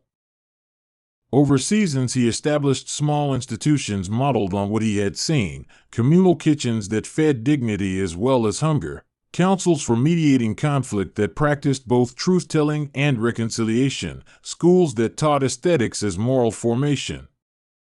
They were imperfect and often under-resourced, yet they grew in influence because they were practical and replicated the heavenly logic of accessible grace. Enoch watched neighborhoods transform through steady exercises of care and accountability, and he wept not for despair but for gratitude. The Son's work continued through the hands Enoch taught. His own life was not spared difficulty, for witnessing does not exempt one from the world it observes, and Enoch faced critics and setbacks that tested the habits he had cultivated. Yet the heavenly disciplines, silence, watchfulness, translation of grief into action, preserved him from despair. He found communities to anchor him, people who had learned to keep vigils and to repair wrongs with humility.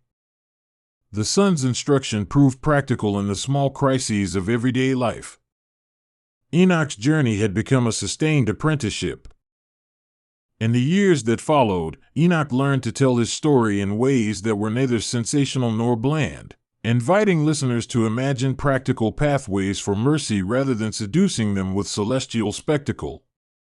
He spoke of councils and kitchens, of the beauty of small fidelity, of the thunderous quiet of heaven's discipline. People found his words accessible because they were measured by service and not merely wonder. His narrative became a manual for ordinary sanctity. The Son's voice echoed in his pedagogy. Even at the end of his days, Enoch continued to emphasize the mutuality of mercy and justice, teaching that one without the other becomes either sentimental or oppressive. He urged that institutions be built to enable repentance, to protect the vulnerable, and to cultivate delight. Communities he nurtured began to develop cultures marked by patient accountability and spontaneous generosity. The Son of Man's influence persisted not as doctrine alone, but as practices imitated by ordinary people. Enoch felt small comfort in watching seeds sprout. There were nights when he returned inward, sitting in the hush remembering the many faces he had met in the heavens, from the Son of Man to the smallest servant, each carrying their own scars and delights. He realized that his ascent had been less a removal from the world than an immersion in a larger responsibility to it. The Son had given him no easy formulas, only a litany of practices, to name, to tend, to repair, to listen, and to act with courage. Enoch carried those practices like a rhythm in his hands and feet. His final charges to his contemporaries were practical and tender: see the dignity in each life, practice repair where possible, and do not mistake quick fixes for real reconciliation. He insisted that the will to persist matters infinitely, that small acts aggregating over time create the heavens on earth. People gathered and argued and tried and failed and tried again, and Enoch watched the slow, ordinary fruit of communal attention. The Son's hope had become contagious in him, and through his students it took root in many places. As his days waned, Enoch found comfort in the idea that the Son of Man's governance kept room for human freedom and human responsibility together, that the divine ordering of the cosmos prayed for human hands to join.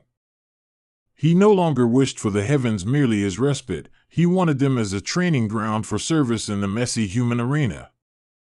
The Son's presence in his life made him bold enough to face failure and tender enough to keep loving. He died not in triumphant detachment but in the middle of a project that continued beyond his final breath. That continuity contained both sorrow and a profound solace. When tellers and teachers retold Enoch's journey, they often focused on the grandeur of the throne and the splendor of the heavens, but Enoch's deeper plea was for the ordinary transformation of lives through small, faithful acts. He hoped people would remember the specifics, the councils that deliberated slowly, the kitchens that fed dignity, the quiet vigils that accompanied grief, and the way the Son of Man treated every petition with both seriousness and love. His message was less a doctrine of escape and more a playbook for coexistence. The Son of Man's character informed Enoch's final testament, love that stands against both cruelty and apathy. In the end, the journey through the heavens had not made Enoch aloof from human suffering but more capable of staying with it, of translating celestial insight into moral kindness. He returned as a mediator between worlds, someone who had been taught not to exclude the messy realities of life, but to enter them with a new grammar of care. The Son of Man's teachings had nested in him like seeds, and though he was no longer present, the practices he taught lived on. Enoch's life became a corridor through which heaven and earth continued to whisper to one another. And so his legend persisted, not as an abstract tale of ascension but as a manual for practical sanctity, a story that invited people to inspect their own lives and invent small, replicable acts of mercy. The heavens, as Enoch had experienced them, were not a tidy escape but a training ground for doing better where one stood. The Son of Man's presence remained the axis around which all actions of genuine restoration rotated.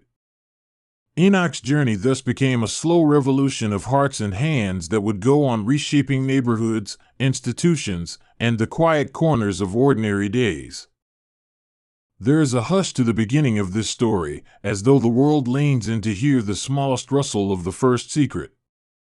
It moves slowly at first, like a lantern being lit in a vast, primeval night, and in that light we meet Enoch, a man who walked with God and who was shown what lies beyond the borders of ordinary sight. He becomes our companion, our guide through corridors of revelation, bearing not only the weight of what he sees but the urgency to record it.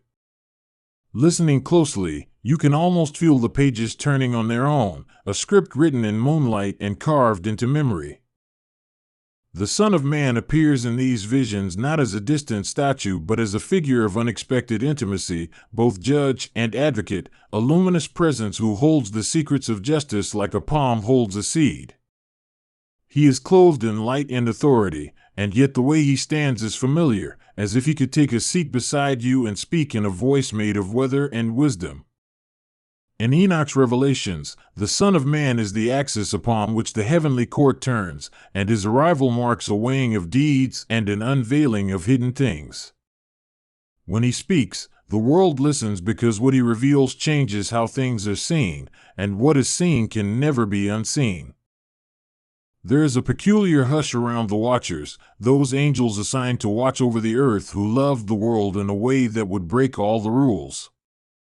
They came down as one might come down to visit a garden, captivated by the beauty and the rawness of human life. Their desire was immediate and indiscriminate. It gathered like a storm and swept into Eden of mortal hearts, bringing gifts that were not meant for hands of clay. Each transgression bore fruit in strange and terrible ways, and Enoch, walking between heaven and earth, was shown the ledger of those deeds. What the Watchers taught was not merely knowledge but an altered course for humanity.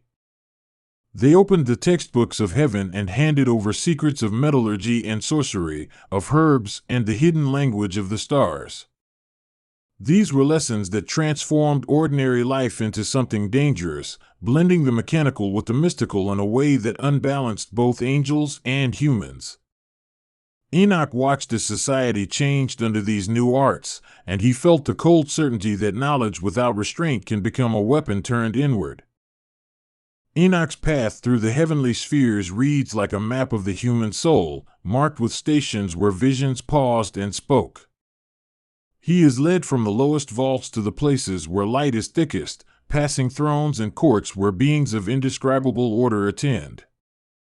At each gate he learns a law or hears an accusation, as if the cosmos itself were a tribunal laid out to hear witness.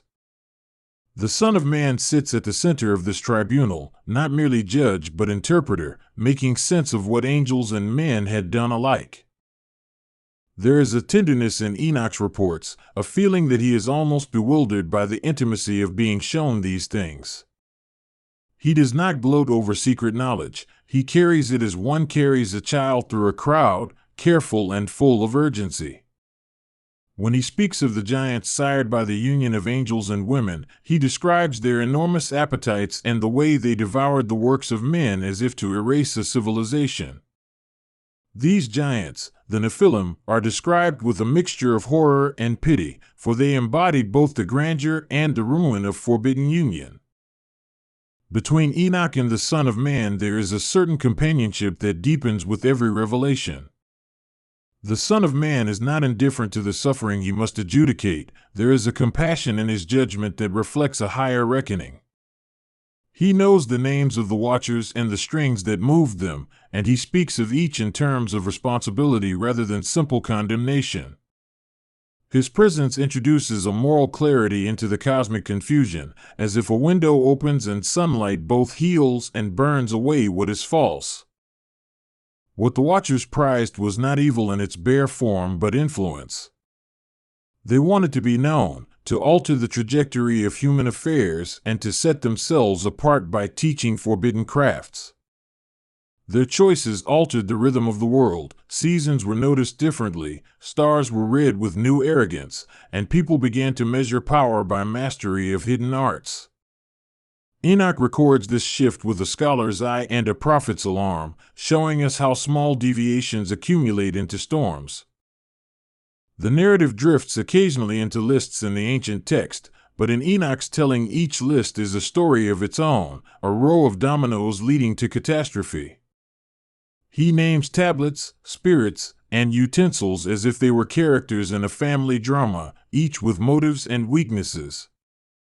The Watcher's instructions about forging weapons and crafting cosmetics read as ominous gifts, sweetened tools that would soon cut the giver. Even the mundane becomes meaningful because it carries the mark of transgression. Enoch's voice softens when he describes the moment he exchanges words with the Son of Man. There is a reverence that does not feel pompous but intimate. The Son of Man explains the reasons for decree and the necessity for balance in a way that reassures the listener that justice here is not mere punishment but restoration of order. There is talk of futures that unfurl like scrolls, of epics that will rise and fall, and of the final unmasking of what has been hidden from sight. For Enoch, these are not academic subjects, they are the contours of destiny, and he is charged with communicating them to humanity. It is in the detail of small sights that Enoch's visions become humanly accessible. He tells of the way dawn looks from the seventh heaven, an expanse of glassy color refracted through ranks of watchers. He speaks of the music of constellations and the language of weather, terms that would otherwise be dry become saturated by his ear for sound and light. The Son of Man listens to these observations, nodding as if confirming what Enoch already intuits, that the cosmos is not only mechanic but profoundly expressive. Enoch learns of a series of letters and signatures that document the sins of the Watchers, written in a hand that trembles with both rage and sorrow. These documents are kept in a vault that is neither wholly heavenly nor wholly earthly, a liminal place reflective of the offenders themselves. The Son of Man endorses their reading and reveals their consequences, explaining that revelation itself participates in judgment because to know is to be accountable. Knowledge, in this dialectic, is both burden and balm. The story shifts from legalities to the intimate consequences that ripple through families and towns. Enoch describes how farmers failed because their fields were cursed by new weapons, how midwives found themselves accused of witchcraft because they used remedies learned from angels. Everyday life disintegrates under the strain of newfound power and fear. The Son of Man's role expands here. He becomes the interpreter of social collapse, translating crimes of the spirit into visible suffering so that people might understand cause and effect. There is a repeated image of doors opening and doors closing, a metaphor that Enoch returns to because it mirrors how revelation operates. A door opens and light spills in, showing what had been in shadow. Another door closes and the future's shape becomes fixed. The Son of Man controls many of these thresholds, and his discretion in opening a doorway highlights the gravity of revelation. Enoch is sometimes allowed to peek through and sometimes only to hear the echo of what lies beyond, and this asymmetry keeps him humble. Enoch's narrative also explores the architecture of sin, how one transgression builds upon another until what began as a private desire becomes a public calamity. The Watcher's initial curiosity about human beauty reproduces into legal and spiritual confusion, and Enoch charts each step with a clinician's precision and a poet's sorrow. The Son of Man, witnessing the cascade, frames the crisis as a lesson about boundaries, illustrating how the cosmos itself depends on certain lines being honored. In making these connections, the text functions as both prophecy and ethic. There is an almost forensic pleasure in the way Enoch describes heavenly instruments of measurement, scales and standards used not for commerce but for justice. The Son of Man uses these instruments to weigh intentions and outcomes, revealing how motivation shifts the moral calculus. Enoch is allowed to glimpse the scale's reactions, sometimes balanced, sometimes tipping with a quiet, consequential clatter. These images serve to remind listeners that consequences are not arbitrary but calibrated to the essence of acts. Beyond the mechanism of judgment, Enoch sees the cosmic archives where the names and deeds of all beings are kept, illuminated on tablets of light. This record is not punitive in itself but a testimony, a mirror reflecting how choices imprint on the fabric of creation. The Son of Man acts as archivist and judge, reading names aloud and naming destinies, and in this practice he offers a kind of redemption. To be known truly is to be seen rightly. Enoch's accounts of these archives are rife with tenderness because, in them, identity is affirmed even as destiny is decided. The tales include the utter strangeness of creatures born of angelic knowledge mixed with human flesh. Enoch paints living portraits of hybrid beings whose very existence questions the order of creation. He describes their despair as well as their might, giving them complexity rather than using them as mere monsters. The Son of Man's interaction with these beings is instructive and careful, suggesting that even aberration deserves an accounting that is proportionate and merciful where possible. Enoch's experiences also emphasize the nature of secrecy itself, how secrets can be seductive and corrosive in the same breath. The Watchers, enamored with the allure of forbidden knowledge, are shown turning secrets into status, and status into strife. The Son of Man cautions that secrets have weight, to reveal them carelessly can devastate, yet to hoard them can corrupt. Enoch is placed at the center of this paradox, called to reveal what should be revealed and to conceal what must remain hidden until the right hour. The narrative returns often to the idea of covenant, that there are pacts not only between people but between orders of being. The Watchers violated a covenant when they crossed a boundary meant to preserve relational integrity. Enoch watches as cosmic agreements are renegotiated and as the Son of Man establishes terms that restore balance. This restoration is not simply punitive, it involves reestablishing trust, reordering relationships, and sometimes creating new forms of guardianship to prevent repetition.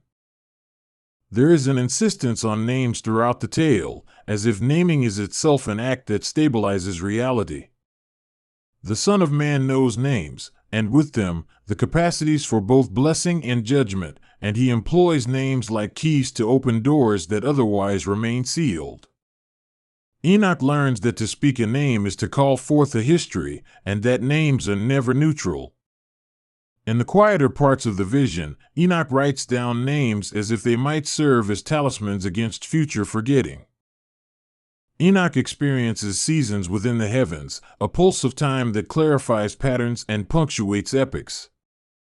The Son of Man moves through these seasons with a rhythm that seems both inevitable and merciful, a cadence that underscores ultimate flourishing. Enoch observes that timing matters. Revelation too early can annihilate the soul's capacity to absorb it, while revelation too late ceases to correct the damage already done. These temporal lessons form a backbone to the way divine justice plays out across history. Sometimes the revelations take on the texture of lament, where Enoch mourns not just for singular losses but for a world that has been destabilized. He recites scenes where fathers and mothers sit stunned at the consequences of unseen teaching, where children inherit the tumult of choice they did not make. The Son of Man listens to these laments and bends his judgment with eyes that are both firm and grieving. There is a human sorrow in the cosmic court that reminds the listener that even celestial processes bear emotional freight. Enoch's account does not shy away from the grotesque. It registers the excesses and the confusion with a clear-eyed realism. He records the strange admixtures of flesh and spirit without sensationalism, treating them as realities that demand understanding. The Son of Man handles these cases with gravity, never amused and never flippant, as if each anomaly is a summons to re-examine assumptions about what it means to belong to the created order. The gravity of this approach helps the listener to navigate the more shadow-laden portions of the story. As the narrative unspools, the drama intensifies in the heavenly courtrooms where accusations are presented and verdicts deliberated. Enoch sits as both witness and scribe, writing down the logic of each case, the witnesses called, and how the Son of Man reasons. The process is painstaking and measured, emphasizing that cosmic justice is procedural as well as moral. These legal scenes are not dry, they pulse with high stakes, because outcomes mapped here reach into the living world.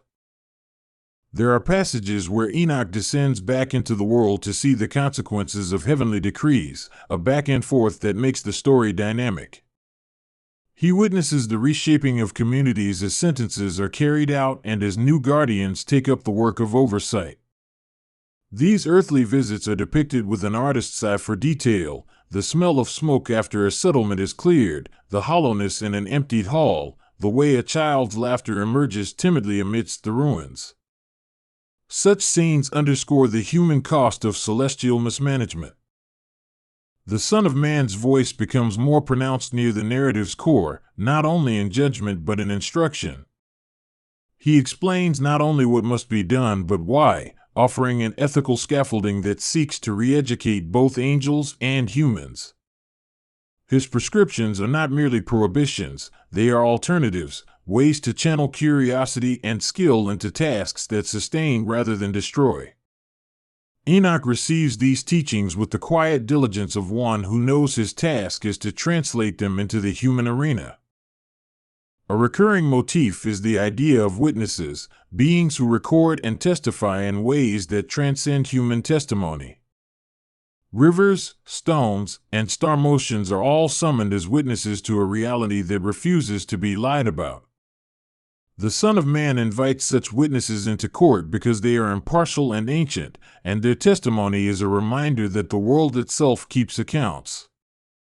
Enoch, learning to listen beyond the sound of human voices, learns to read the testimony of creation. There are moments of humor buried under the severity, small, almost furtive glimpses that humanize the celestial proceedings. Enoch describes a scene where a pompous celestial official is gently corrected in a way that invites a hesitant smile, or where a cosmic creature is embarrassed by its own misunderstanding. These instances do not undermine the story's gravity but rather make it credible, because even the highest courts cannot be entirely free of paradoxical levity. The Son of Man appreciates such moments, using them perhaps to teach humility. Enoch's descriptions of the stars and luminaries are both scientific and narrative, blending an ancient cosmology with a storyteller's warmth. He speaks of orbits as if they were paths trod by faithful messengers and assumptions as if they were customs of the heavens. The Son of Man interprets these movements within a moral framework, suggesting that celestial order mirrors spiritual law. Thus, the reader is offered a way to understand cosmic phenomena not as random mechanics but as meaningful expressions of a moral universe. The Watcher's secrets include the arts of forging and shaping metals, and Enoch details how this knowledge transformed societies into more lethal forms. Weapons become a central element of the narrative because they are the tangible results of forbidden instruction, and their proliferation brings the narrative to a breaking point. The Son of Man confronts this escalation with decisive measures, outlining how the misuse of knowledge draws consequences not only for immediate harm but for the corruption of future generations. This aspect of the story resonates because it demystifies technology as value-neutral and reminds us that purpose matters. There is an intimate scene where Enoch confronts a solitary watcher, a private exchange that isolates the personal over the political. In this encounter, the Watcher is shown not as a caricature but as a being full of longing and confusion, wrestling with consequences it had not fully considered. Enoch does not mock but listens, and the Son of Man uses this testimony to illustrate remorse as a potential avenue for restoration. The moment is quiet but powerful, and it conveys the nuance that even transgressors can be parts of a restorative narrative. Enoch's journeys sometimes take him to places of imprisonment where he sees rebels bound in strange bonds, their forms constricted by the very laws they disregarded. These scenes are grimly detailed, but they function as pedagogical examples how disobedience to cosmic order can result in bondage rather than freedom. The Son of Man explains that these bindings are not merely punitive but protective, a containment meant to halt further harm. That framing makes the imagery less ghoulish and more instructive, making it easier to hold the complexity of justice and mercy in mind at once. The narrative returns to the theme of revelation timing, underscoring the Son of Man's prudence in the dissemination of secrets. He reveals some things gradually, allowing the world to adapt, while he withholds other knowledge for the appointed time. Enoch, often impatient for the full picture, is taught patience as a virtue, and the listener learns that wisdom may require waiting. This tension between urgency and restraint drives much of the story's emotional arc. Enoch also becomes a historian in his own right, chronicling the lineage of deeds and names so that the story of the Watchers will not be swallowed by silence. His records attempt to serve both as warning and as memory, to prevent history from repeating in cycles of repetition. The Son of Man endorses this archival task, understanding that a remembered past is necessary for ethical continuity. In this way, Enoch's writings are positioned as a bridge between generations, a testimony preserved to guide the future. There are apocalyptic moments when the earth itself seems to protest, cracks opening and dust rising like a chorus that echoes the celestial lament. Enoch details these upheavals with a clarity that makes the world feel alive and responsive, as if creation has its own mind and sorrow. The Son of Man's judgments often coincide with such natural signs, reinforcing the sense that moral disorder produces ecological disturbance. This motif compels the listener to link the personal and the planetary in a single moral economy. At times the text becomes meditative, folding into quiet ruminations about the nature of light and the human thirst for understanding. Enoch contemplates how knowledge illuminates but also casts shadows, and he asks whether mankind can bear the glare of ultimate truths. The Son of Man's assurances come as wisdom, that light is not merely a spectacle but a tool for repair. These reflective passages slow the pace, offering space to internalize the lessons we have watched unfold. The narrative does not spare the reader the discomfort of ambiguity. There are lessons Enoch must carry privately, instructions that cannot be fully transmitted without risking distortion. The Son of Man acknowledges the limits of language, reminding both observer and listener that some truths are experienced rather than articulated. This humility makes the account feel honest and prevents the story from becoming a closed system of answers. It leaves room for wonder and ongoing inquiry. Enoch's voice grows more insistent as the stakes rise, his writing becoming urgent where once it was merely descriptive. He presses upon readers the idea that every secret disclosed carries a responsibility of conduct. The Son of Man echoes this insistence with a firmness that is not cruel but resolute, steering listeners toward an ethic of repair and accountability. The repetition of this theme creates a rhythm that the mind can learn to follow. We are shown the destinies of the Watchers in a series of outcomes that are at once particular and archetypal. Some are bound and hidden, others are repurposed as guardians, and a few are left to the open court of time where repentance may or may not come. The Son of Man's handling of each case reflects discernment. Not all require the same remedy, and nuance is applied like a surgeon's touch. Enoch's chronicling of these varied fates offers a panorama of possibilities for anyone who crosses moral lines. There is a striking image of a great tree whose roots interlace with the foundations of earth and whose branches touch the heights, a living emblem of interconnectedness. The tree suffers from the Watcher's meddling, its leaves falling out of season, and Enoch sees it as a symbol of disrupted order. The Son of Man speaks of restoration that begins at the roots, coaxing new shoots through careful tending rather than wholesale destruction. This botanical metaphor grounds the cosmic drama in a tangible image that resonates with human experience. Enoch sometimes writes as though he were teaching a class, pausing to explain principles that underpin celestial jurisprudence. He describes the antecedents of particular decrees and the precedents set by previous ages, making a complex system intelligible. The Son of Man acts as both judge and professor, helping listeners see patterns across time. These explanatory passages provide scaffolding for the more dramatic scenes, helping the listener maintain a coherent sense of the entire narrative. The narrative also explores the psychology of temptation, considering how beings of freedom confront attractions that would derail them. Enoch listens to confessions, to inward monologues of those who fell, and he attempts to map the inner logic of seduction. The Son of Man helps by reframing temptation as a dialogic process, something to be answered with discernment rather than simply resisted. This inward turn adds moral depth to the story, shifting it from spectacle to inner formation.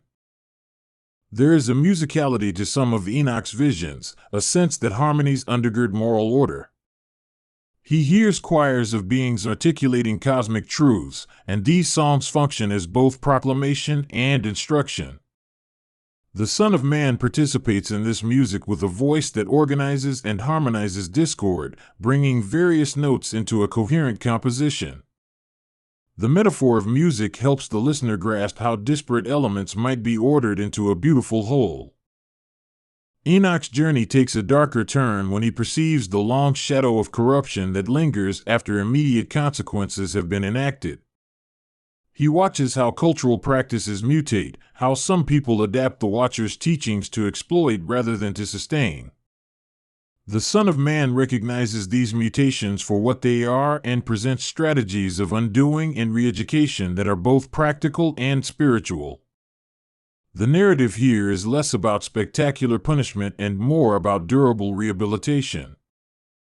There are interludes where Enoch contemplates the future epochs the Son of Man reveals to him, eras of purification and renewal that will follow the storms of transgression.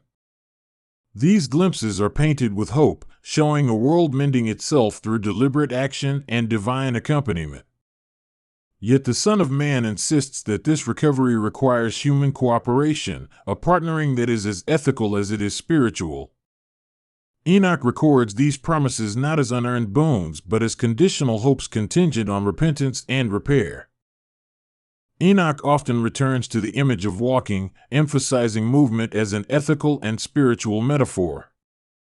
To walk with God, he says, is to choose a steady direction amid enticing detours.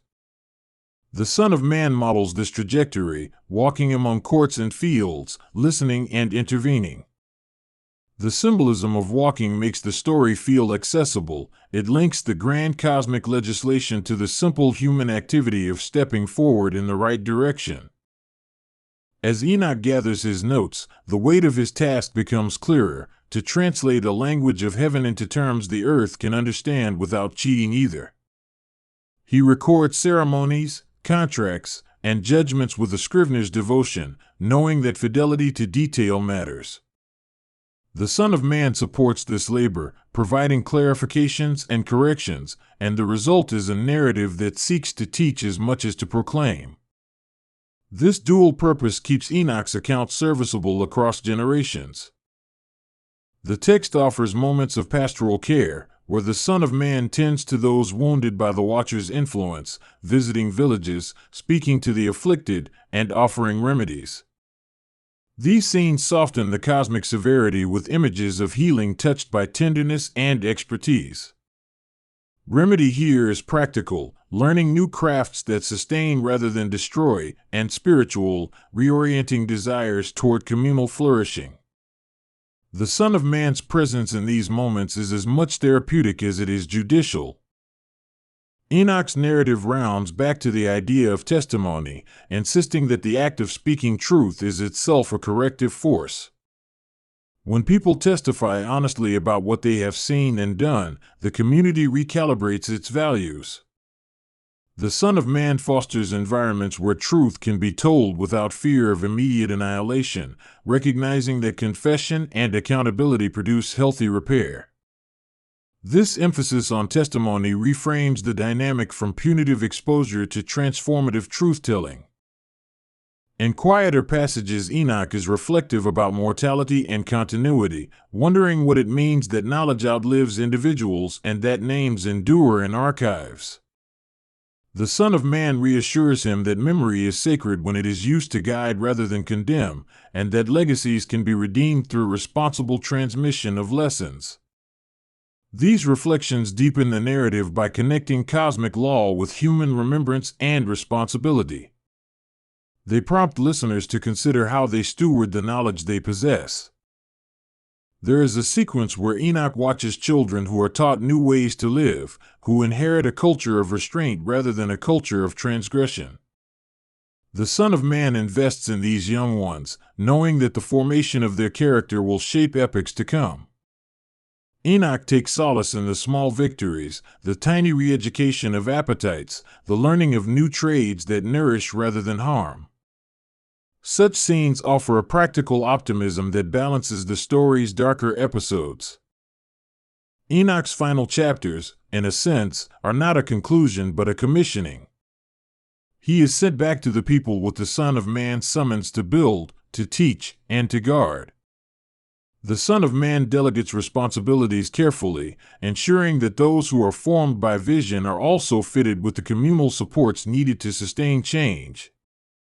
Enoch becomes a bearer of both warning and hope, an emissary tasked with translating cosmic principles into the rhythms of daily life. There is a lingering echo in the tale, a sense that secrets once revealed must be lived responsibly or they become curses. Enoch's record stands as both testament and manual, a layered text that invites careful reading and faithful practice. The Son of Man's oversight continues through the generations as an ethical presence rather than a distant decree, a reminder that justice seeks restoration as much as retribution. The story thus ends not with a dramatic bang but with a gentle nudge toward ongoing vigilance and care. Even as Enoch's voice quiets at the end of his long account, the stories and warnings he passes on remain urgent, as if the task of guarding the world is perpetual and communal. The Son of Man, in his role as both revealer and preserver, remains an emblem of a justice that is both inevitable and tender. To listen to Enoch is to be asked to watch, to remember, and to act, to become a little more careful with the powers we receive and the secrets we keep. The tale closes with that invitation drifting into the listener's ear like evening wind, patient and persistent. Enoch stood at the edge of human sight, a man who had walked in a world of dust and dawn and then been carried beyond the rim of the sky. He remembered the weight of his sandals, the sound of his breath in the quiet of his tent, the way his children's faces seemed to glow under the evening light. And yet those memories were like fingerprints pressed into the inner surface of a new reality, present but distant, intimations of a life that had been folded into something larger. He had come to the threshold not as a conqueror but as a servant and a witness, curious and trembling in equal measure. When the door of heaven opened before him, it was not a simple portal but a delicate unfastening of realities, a scene where one realm yielded to another. Light moved through that seemed like a river, but it was a light that carried sound and memory, that braided the present and the past together. Enoch found himself drawn into a corridor lined with living radiance, a slow ascent where each step altered the gravity of his thought and the shape of his questions. He felt as if he were being rewritten line by hands he could not see.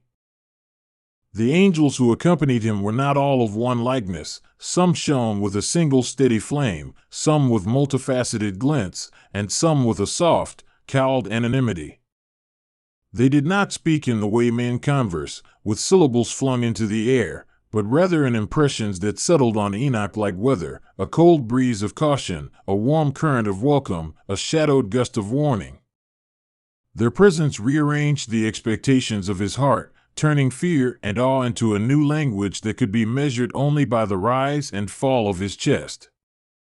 He learned quickly that in places of pure light, even thought must be translated. The Son of Man appeared not as a solitary figure but as a distilled authority that made all lesser images cohere around a single center. Enoch had been prepared for majesty, for thunder, and an overwhelming voice, yet the presence before him was precisely balanced between intimacy and dominion. The Son of Man held a kind of courtroom gravity, a quiet that did not crush but clarified, as if the questions Enoch carried were placed on a table and gently illuminated, no longer hidden. Enoch felt the sudden, disorienting rightness of being seen entirely and still being invited to speak. There was a table of light, a plane that extended like polished water under the gaze of the celestial court, and Enoch understood without instruction that his life would be laid out there. He did not feel stripped in humiliation but displayed in a manner that sought truth rather than spectacle. As each memory surfaced, the court did not react with noise or judgmental thunder. Instead, the light around them shifted in hue, a subtle critique or commendation.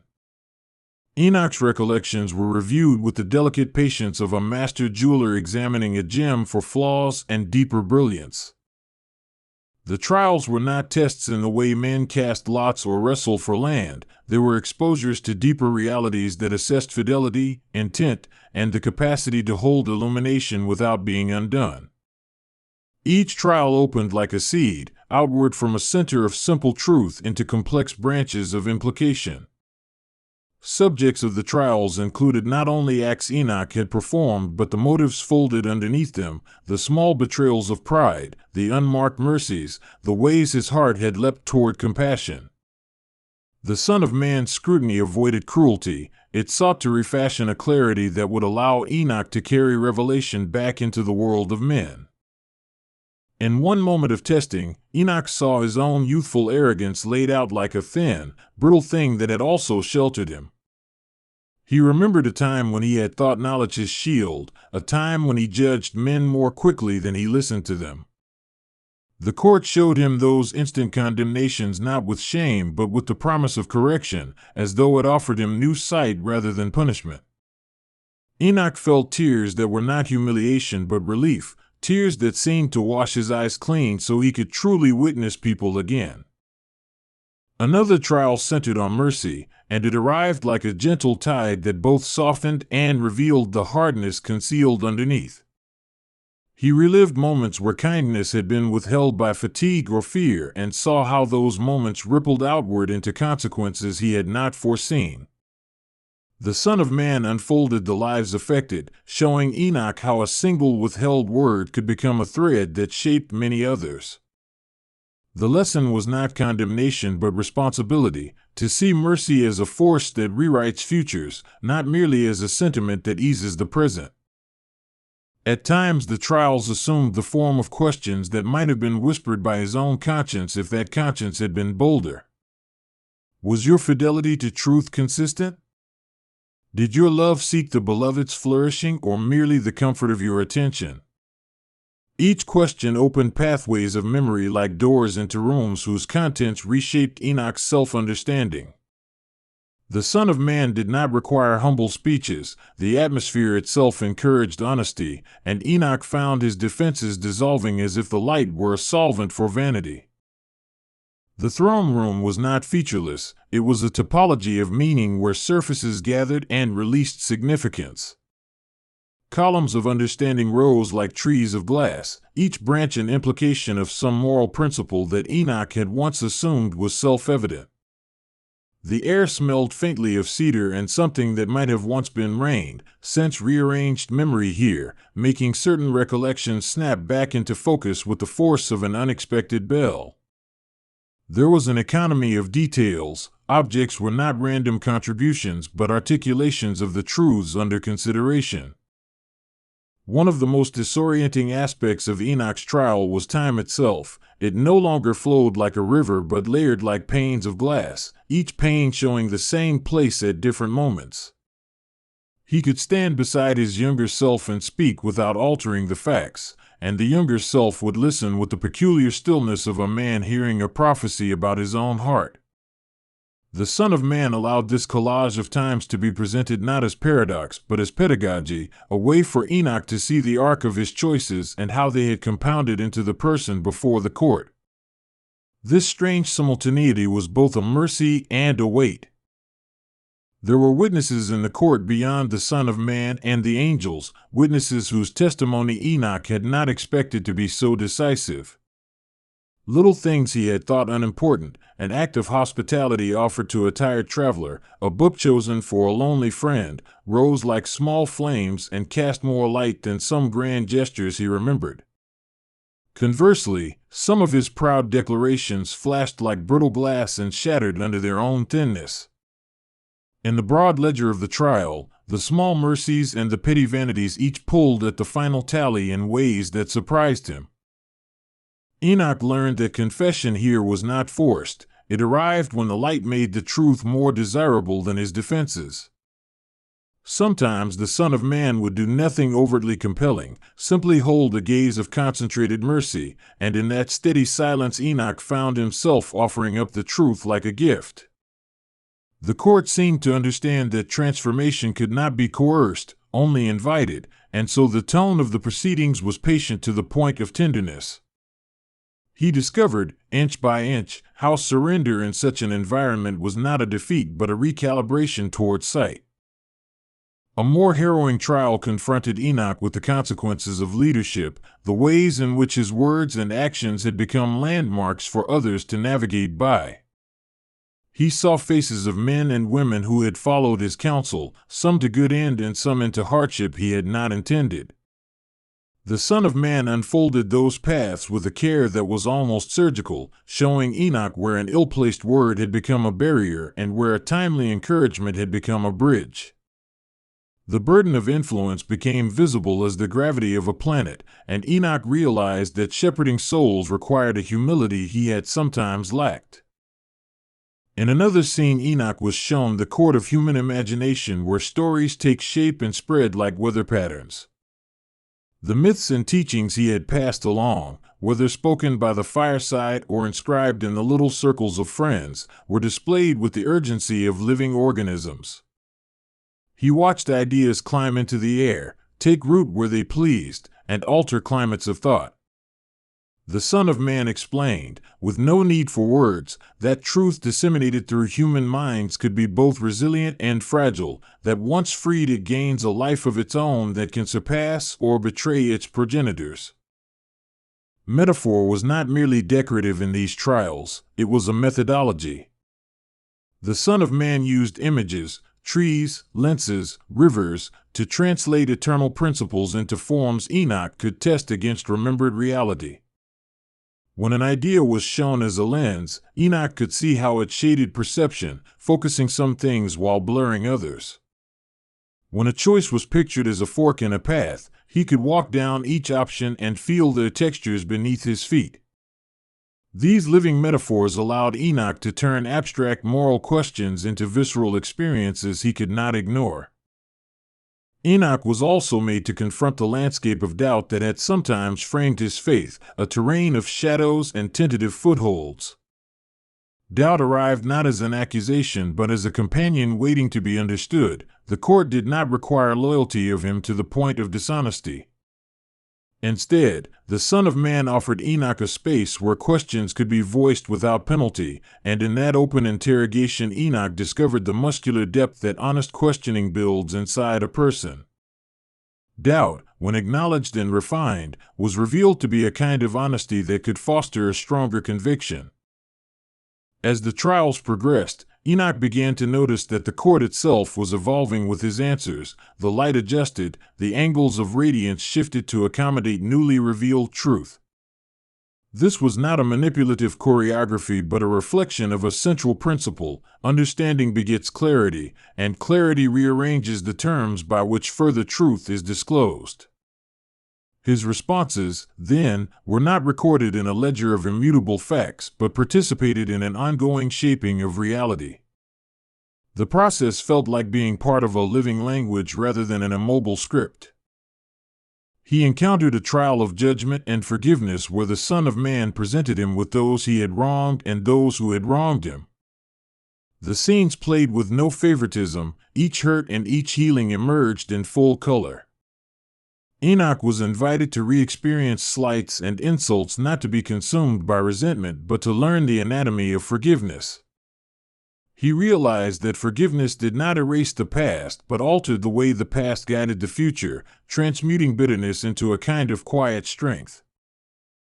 There was a trial that concerned silence, an inquiry into the moments he had remained quiet when noise was demanded and times he had spoken where silence would have been wisdom. In that investigation, Enoch saw the consequences of both speech and restraint, how silence can protect and isolate and how speech can harm and liberate.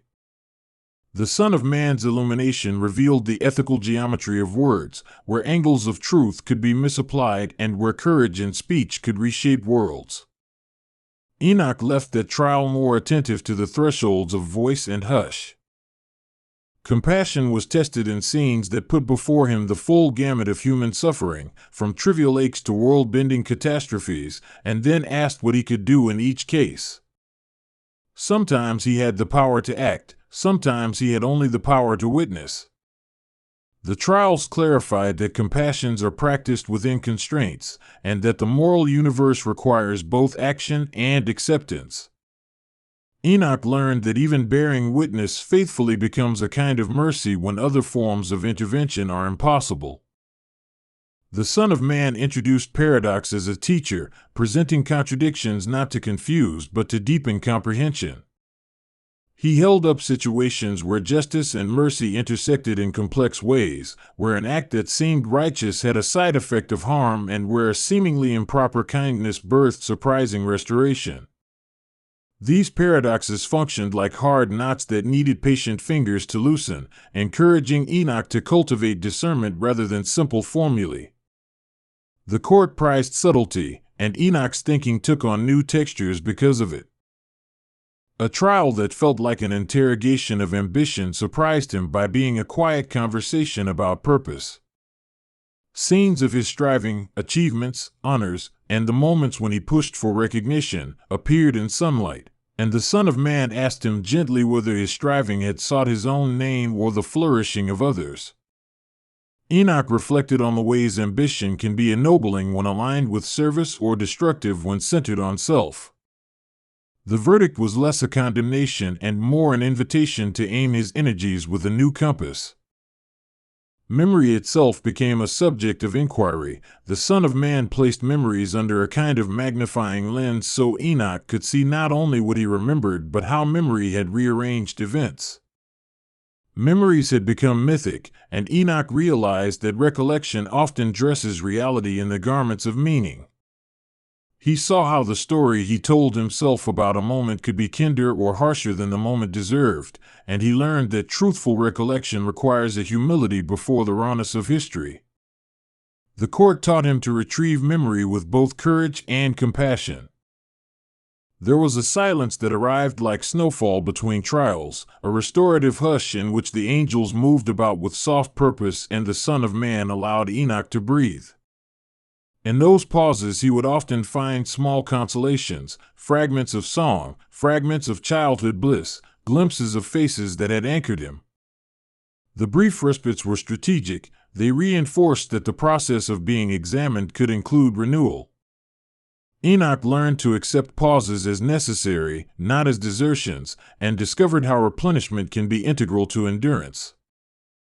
In one of the deeper trials, Enoch was asked to reckon with the breadth of creation and his place within it. He saw galaxies unfolded like scrolls, stars woven into fabrics of meaning, and the smallest insects stitched into patterns of purpose. The Son of Man did not scold him for anthropocentrism but rather widened his perspective so that human concerns were seen within a grander web of life. Enoch felt both humbled and entrusted, a species-aware humility that carried within it a renewed sense of responsibility toward the created order. Moral imagination was placed under assessment when the court showed him the futures that different choices could have produced. He stood, as if at the edge of many rivers, watching each current carry possibilities downstream. The Son of Man allowed him to see the consequences rolled out like tapestries, each thread a decision. This garden of potentialities taught him patience in choosing and gravity in living, because choices were no longer private but woven into the tapestry of many lives. As the trials continued, Enoch sensed a transformation happening within his capacity to bear light. Initially, illumination had been something that blinded or dazzled. Now he was learning to hold it without being consumed. The court refined his endurance with exercises that felt less like punitive tasks and more like rigorous rehearsals for a life of seeing. He found his vision steadier, his judgments tempered, and his heart more capacious to carry what he had been given. A trial that touched the essence of sorrow required him to relive grief without collapsing into despair. The Son of Man presented tragedies both old and fresh, and asked Enoch to remain present, to let empathy flood but not to be swept away. Through this discipline, Enoch discovered resilience as a moral muscle that grows by being exercised, not by being avoided. He began to understand sorrow as a teacher that, when engaged with courage, instructs a deeper kind of joy resilient against brittle frivolity. Justice itself was unrolled like a scroll of varied hues. He learned that fairness and retribution are not identical and that mercy can sometimes be the truer form of justice. The Son of Man allowed Enoch to see historical wrongs and the possible mechanisms of redress without simplifying the pain involved. There were no easy formulas for repair, only patient artistry that included truth-telling, restitution, and imaginative rebuilding. Enoch absorbed the complexity with a newfound reluctance to rush to judgment in his own small corner of the world. Enoch was shown visions of governance, scenes of leaders making choices in the tightness of circumstance and the expansiveness of idealism. He observed the clash between the need for decisive action and the humility required to steward others' lives. The Son of Man spoke through a demonstration, showing the balance of firmness and tenderness necessary for just rule. Enoch took these images seriously, seeing in them analogies for spiritual stewardship and the care of congregations, families, and communities. One trial tested the depth of gratitude in his life by laying before him the gifts he had taken for granted.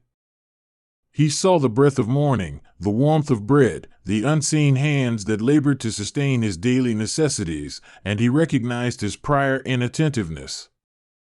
This exposure did not leave him mired in guilt. Rather, it cultivated an expansive gratefulness that reoriented his relationships with things and people. Gratitude became a practice he could deliberately enter into, changing the texture of ordinary existence. Faith as a subject was not accepted uninspected. The Son of Man invited Enoch to differentiate between inherited creeds and the lived reality of trust. Creeds are scaffolding, the court suggested, useful and sometimes comforting, but trust is the living structure that bears a person in crisis. Enoch was asked not to abandon tradition but to let his faith be tested by suffering and joy alike so that it might be proven durable. The trial was a purifying fire that changed cold assent into warm dependence. In the quiet of intellectual examination, Enoch faced doctrinal certainties that he had held as if they were unchangeable stones. The Son of Man did not tear these stones down but chipped away at hardened edges, revealing softer cores of mystery. Enoch's mind, once complacent with tidy answers, found new pleasures in ambiguity that invited exploration rather than shutting down thought. Intellectual humility became a virtue he had not expected to prize so highly. Companionship and solitude were weighed together, showing him how each is necessary in the formation of a soul. He watched scenes of deep fellowship, conversations around small fires, the comfort of shared labor and laughter, and then scenes of prayer alone at night where answers were not guaranteed. The court taught him that the soul needs both the mirror of the other's face and the silence of solitary reflection. Harmony between the two was offered as a discipline that kept the heart honest and open. Enoch was asked to confront the nature of prophecy and the burden of foreknowledge, how to speak truth without crushing hope, and to herald coming events without becoming a self-fulfilling doom. The Son of Man revealed the delicate art of prophecy as a kind of calibrated courage, one that recognizes the power words have to shape futures. Enoch learned how to hold warnings and promises together, speaking so that people might be prepared and not paralyzed. Prophecy became, in his view, a careful stewardship of possibility. Scales of loyalty and truth were balanced in an exacting trial where personal ties were tested against higher goods. He watched himself choosing between protecting a friend and revealing an uncomfortable truth, and the court allowed him to feel the sting of both options. The Son of Man guided him to understand that loyalty unexamined can become complicity, while truth without compassion can destroy. Enoch discovered that mature allegiance requires a painful but necessary integration of both fidelity and frankness. The terrain of repentance was expansive and tactile, showing him that turning away from error is not a single act but a vocational reorientation of daily life. The Son of Man's mercy invited him to make small, consistent adjustments, and to see repenting as an ongoing attentiveness rather than a dramatic collapsing at the foot of a shrine. Enoch found that repentance reshaped habits, and habits reshaped character, and a slow alchemy that felt ultimately hopeful. The court sought not a one-time humiliation but a living transformation. He was given glimpses of the kingdom the court sought to nourish, a realm of reconciled differences and flourishing care where wounds are treated and futures are tended. These glimpses were not utopian fantasies but working models, places where the principles of justice, mercy, wisdom, and joy were embodied in the particulars of life. Enoch watched children playing under the protection of elders who understood both firmness and delight, saw markets where goods were exchanged with integrity, and listened to public deliberations that prized truth over rhetoric. The Son of Man let these images be both a critique and an invitation, a critique of what the world was, and an invitation to co-labor in what it could become. A trial of generosity moved him to account for the economy of his heart, where hoarding can seem like prudence and giving like risk. In the celestial ledger, each reluctant gift shone less brightly than a humble offering made with sacrificial joy. Enoch discovered that generosity alters the giver as much as the receiver, reshaping affections and loosening fear. The Son of Man encouraged a generosity that is strategic and tender, an art that makes abundance not only possible but sustainable. Morality as motion was taught through images of walking and journeying, where choices are steps and character is formed step by step. The court made clear that ethics are not a set of static rules but a navigation that requires attention, compass, and willingness to change course. Enoch watched himself on paths that bent toward both ruin and restoration, and the Son of Man's guidance illuminated safer ways forward.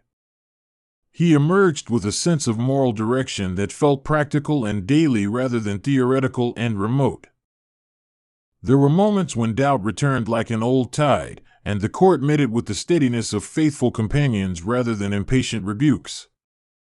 The Son of Man did not diminish the force of Enoch's struggle but showed him how doubt, tended well, can be a doorway to deeper insight. Enoch came to understand that faith and doubt are not enemies but partners in a courageous life of seeking, each sharpening the other. The court's patient methodology cultivated in him a trust that could live with questions. The Son of Man gave him moments of unexpected levity, small scenes where angels laughed like children and the court favored a kind of holy irony that loosened his sternness. These interludes were not trivial. They taught Enoch that joy is not simply the absence of sorrow but a robust horizon that makes endurance possible. Laughter here was an educational tool, a way to prevent the soul from hardening under solemnity. Enoch found himself smiling from a place deeper than relief, an inner gladness that survived trial. A nuanced trial concerned the use of power, the many ways authority might be exercised to harm or to heal. Enoch observed rulers who wielded power as an expression of fear and others who used it as a sacrificial service to protect the vulnerable. The Son of Man insisted that power becomes just when it is tethered to responsibility and accountable by love. Enoch's own understanding of influence deepened. He learned a reverence for restraint as much as for action. Ethical imagination returned when the court asked him to envision the common good not as an abstract slogan but as a living practice in ordinary neighborhoods and workplaces. He saw committees deciding with courage, neighbors sharing resources, and children taught to care rather than to compete. The Son of Man connected macro principles to micro practices, showing Enoch that grand ideals are enacted through mundane integrity. This made the work of change feel accessible and urgent in equal measure. One of the most testing scenes involved sorrow over the innocent, a profound trial that required him to hold anger and compassion simultaneously. The court did not ask for reductive consolation but for a resolute willing to labor for reform and care. Enoch watched systems that oppressed and people who resisted, and learned to let his grief be mobilized into persistent action rather than corrosive rage. The Son of Man's presence converted pain into a driver for justice-laden empathy. He was taught to read the signs of cultural change, to recognize how practices and values shift gradually and how to shepherd communities through those transitions without panic. The Son of Man presented the court as a kind of training ground for adaptive leadership, where history and the needs of the present intersect. Enoch learned to listen to the undercurrents of society, to imagine repair where fragmentation threatened, and to foster resilient traditions that could renew themselves without fossilizing. This was stewardship refined by patient prudence. In a quiet but profound trial, the Son of Man pressed upon him the importance of humility and knowledge, an academic posture that combines curiosity with restraint. Enoch had prided himself on wisdom and yet was shown the ways in which pride and knowing hardens the heart. The court showed him that true wisdom delights in continued discovery and remains eager to be corrected. This lesson grounded his intellect in a humility that made further learning not a threat but an invitation. Love was perhaps the most capacious trial, appearing in myriad forms and demanding an integration of the many virtues he had been taught. The Son of Man modeled a love that is patient, not by sentimentalizing suffering but by deliberately choosing the good of the other. Enoch was asked to test whether his love could stretch to include the difficult, the strange, and the costly. These examinations reoriented his affections into patterns of self-giving that felt both dangerous and beautiful.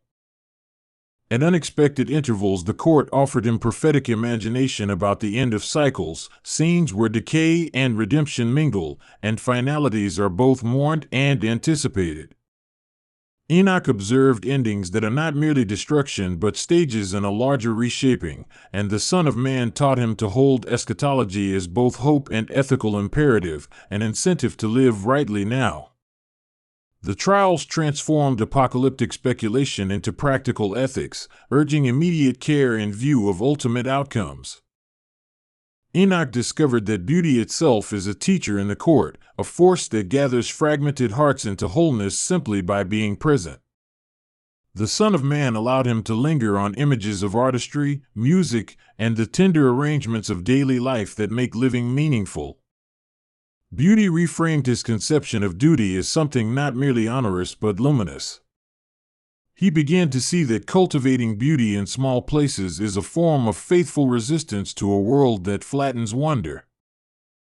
The trials were cumulative, not merely a succession of isolated scenes, and gradually Enoch noticed a new coherence forming in his soul. The habits the court encouraged began to settle into rhythm: attentiveness, confession, repair, action, and delight in beauty. The Son of Man's pedagogy worked like seasons, reshaping a landscape rather than a single surgical intervention. Enoch felt his life being rewritten in slow but sure increments. One of the final trials involved the handing back of memory in a transformed shape, where the court returned his life story not as a list of missteps but as a narrative of redemption in progress. Enoch saw his life not as a closed ledger but as an open text into which new chapters could still be written. The Son of Man did not erase hardship but reframed it as material for a resilient testimony. This restorative recounting gave Enoch a confidence to return to the world with renewed mission. The angels, who had been part of his entourage throughout, now moved with a lighter step, their function shifting from guardianship to companions on a continuing road. They no longer needed to escort him through each corridor of light with the same intensity. Instead, they accompanied him as partners who had shared a long apprenticeship. Enoch understood this change as a sign of advancement, not abandonment but trust in his newly acquired steadiness. Their presence now felt like confirmation of learning rather than surveillance. Before leaving the court, Enoch was given a vision of the Son of Man not only as judge and teacher but as companion in labor, a figure who stands beside those who enter into the slow work of repair. The Son of Man's face was calm and intent, communicating a solidarity that did not lessen the seriousness of the trials but made participation in them feel less lonely. Enoch accepted this solidarity with both gratitude and the immediate sense of responsibility it entailed. He could leave the heavenly hall knowing he was not alone in the work ahead. There was a final quieting where the Son of Man imparted a simple charge: to carry the light he had received into ordinary places without theatricalism, to find the small points where illumination might heal. Enoch felt the truth of this smallness as profound. The greatest miracles sometimes look like a neighborly kindness or a well-timed word. The court had not trained him for spectacle but for faithful presence in the world's ongoing struggles. With this simple commission, he felt equipped to return. When Enoch descended from the threshold, the material world did not seem diminished but rather more vividly textured, as if the colors were deeper and the contours clearer. He found himself noticing details that used to slip past: the exact shade of a child's hair in morning light, the tired but steady walk of a neighbor, the small acts of courage unnoticed by most. The trials had not removed the world's suffering, but they had sharpened his capacity to respond with both wisdom and love. He returned as a man who had been remade within the economy of luminous judgment and tender instruction. Enoch's life after the court carried an urgency different from anxious hustling. It was a settled purpose that moved like a river fed by deep springs. He cultivated practices that kept his vision clear, moments of quiet reflection, a willingness to be confronted by friends, and a humble attentiveness to the needs that surfaced in his community. The Son of Man's trials did not leave him complacent. They left him vigilant and joyful in equal measure. His days were threaded with a new patience, energetic, steady, and kind. Often he would pause to recall specific moments from the trials, not as trophies to flaunt but as touchstones that recalibrated him when the world pushed him toward cynicism. He remembered the way light had rearranged a painful memory into a lesson, the way laughter had softened awe into human intimacy, and the way sorrow had redirected him toward action. These recollections became a private liturgy, a reservoir of grace he could draw on in moments of despair or doubt. They kept his soul from fraying under ordinary pressures. Enoch found himself sharing not doctrines but stories, small narratives of mercy and consequence that invited others to consider their own paths. He did not seek to indoctrinate but to open imaginations to the possibility of transformation. The Son of Man's pedagogy had taught him that stories often do what admonition cannot. They allow listeners to enter into moral reasoning by inhabiting another's shoes. Enoch became a teller of careful tales, knowing that nuance invites reflection more reliably than preachiness. The court's lessons continued to shape his relationships, making him less consumptive of people's affections and more deliberate in investing his time. He grew to value depth over breadth in friendships, preferring a few ties of seriousness to many of convenience. The Son of Man had shown him the moral worth of steady presence, and Enoch practiced it enthusiastically, knowing that constancy can outwork charisma in forming lasting flourishing. People around him felt the difference and were quietly altered by it. At times, the memory of the throne returned with a gentle recoil, a sense of awe that raised his voice in prayer without forcing it. He would stand beneath ordinary skies and feel that same gravitational pull, a reminder that the divine presence continues to orbit his life even in the low valley of chores and obligations. The court's lessons were not confined to a single high place, but flowed into the quotidian with a steady insistence. Enoch learned to live under that light without being consumed by it. Gradually, the Son of Man's image in his mind shifted from an intimidating figure of verdict to a reliable partner in moral endeavor. The court's gravity became a source of courage rather than dread, and Enoch's inner life moved from performance to authenticity. He embraced a maturity that took responsibility seriously while trusting that mercy would accompany frank accountability. The trials had formed a backbone of integrity and a heart enviably tender. Enoch's later years were marked by a willingness to engage with complexity without flinch, to bear children's confessions and to support elders in grief, and to speak truth to power with steadiness rather than spectacle. He became a quiet exemplar of a life shaped by trials of light, a person who had been trained to see and to act with calibrated compassion. People who met him felt the echo of a courtly illumination in his calm responses and straightforward counsel. He was, in small ways, a vessel of something that had once been conferred in halls of radiance. Even as his body aged, the lessons of the throne rippled through his decisions. He chose endings for his relationships and projects with a new integrity, refusing to leave matters unresolved when a compassionate repair was possible. Enoch's final acts were not romantic gestures but ordinary ministrations performed with exceptional dignity, mending fences, speaking reconciliatory words, and ensuring that burdens were shared. The Son of Man's instruction had translated into practical stewardship, manifest in the mundane duties of a life well lived. Toward the end, Enoch found himself less interested in being remembered for great feats and more concerned with whether the people he loved were held and taught well. His concern was not merely for reputations but for the ongoing health of communities, the cultivation of practices that would outlast him and continue forming persons in justice and mercy. He recited the things he had learned with a consistent humility, transmitting not a polished dogma but an apprenticeship ethos. Those who listened were often surprised by the simplicity and depth of his counsel. Finally, when the time arrived for another transition, Enoch did not leave in haste but with the calm of a man who has been readied for departure by long preparation. The Son of Man's final instructions were not dramatic, they were practical and intimate, reminders to continue the small, faithful labors that stitch communities together. Enoch's last steps were made with a gratitude that had become habit, a steady gratitude that did not deny pain but carried it within a larger hope. The light that had once tested him now accompanied him home. Thus Enoch's trials before the throne were not a single performance but a lifelong schooling that reformed his attention, reshaped his affections, and furnished him for work in the world. The Son of Man had been both judge and midwife, giving birth to a new pattern of seeing and acting in him.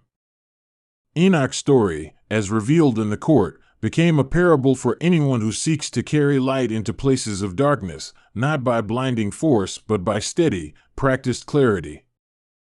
In the end, the trials of light had made him a keeper of humble luminescence. When listeners consider Enoch's journey, they may find in it neither simple triumph nor unalloyed failure but the messy, hopeful work of formation.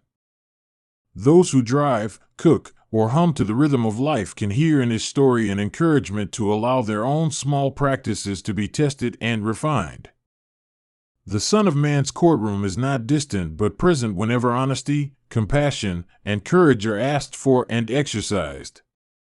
Enoch's life invites us to approach our own thresholds with curiosity and the willingness to be remade. The echoes of the trials linger in the ordinary rhythms of life, where choices are daily and the stakes, for all their apparent smallness, accumulate into legacies. Enoch's example is not a template to copy but a map to consult. Examine motives, attend to the small mercies, learn to stand under light without flinching. The Son of Man's pedagogy in his case teaches that transformation is patient and persistent, not instantaneous and flashy. There is a grace in this steadiness that quietly changes the world. So the story continues in each heart willing to be examined, and every small goodness faithfully enacted, and the tiny ways people choose to be generous and just. Enoch's trials offer a model for how to live under illumination, with courage to confess, patience to learn, and the humility to be corrected. The Son of Man's presence, as depicted in these scenes, is less a distant verdict and more a companioning force that invites persistent moral growth. Enoch's life stands as testimony to the work of being reformed by light. There is a hush to the beginning of stories that travel through time, a hush that follows the first name spoken before dawn. Imagine a page that breathes, ink lifting into the air as if the letters themselves are waiting for a voice to call them into being. This is the kind of hush that surrounds the Book of Eternal Names, a text half remembered in the dreams of mountains and half whispered in the prayers of strangers. From that hush comes the figure of Enoch, who walks at the edge of human maps and divine charts alike. He is a man who did not die in the ordinary way, whose path leads toward a horizon other people only glimpse in fevered vision. Enoch walks with a steady curiosity, a ledger of names tucked beneath his arm, and in his footsteps the ground remembers new words. We speak of names because names are the first tools of belonging and of power. When a name is spoken, the world listens, it reshapes itself around that sound and takes on new weights and possibilities. The Book of Eternal Names proposes that there are names older than the language people use in market squares and courtrooms, names scribbled in a register kept by whatever god or gods manage destiny. The Son of Man appears in these pages with a quiet contrast to Enoch's itinerant mystery, a figure both intimate and cosmic.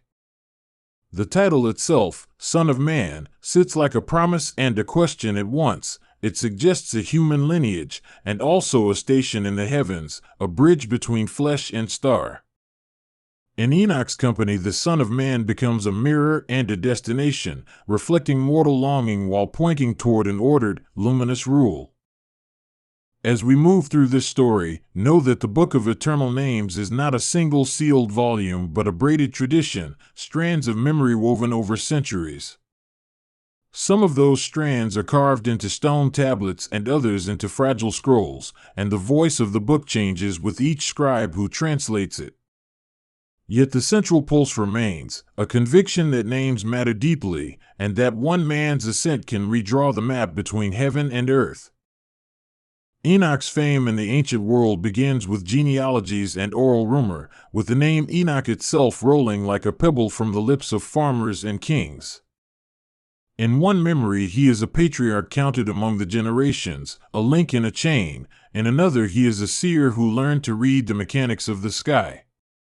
Both memories are true in their way, and both feed into the imagining of a book that collects the eternal registry of things seen and unseen.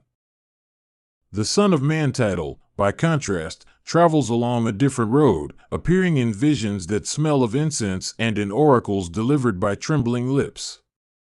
It is cast in a richer, more enigmatic light in the apocalyptic horizons, where time is a spool and the end is closer than anyone wishes to admit. For those who encountered it in the shadow of the temple or among the exiles, the Son of Man promised not merely a deliverer but an accountant of justice, one who would read names from a book and weigh them against the acts recorded in a life. Enoch's journey to the place of the Holy Council is described with precise strangeness, as if a cartographer had attempted to map the architecture of Revelation.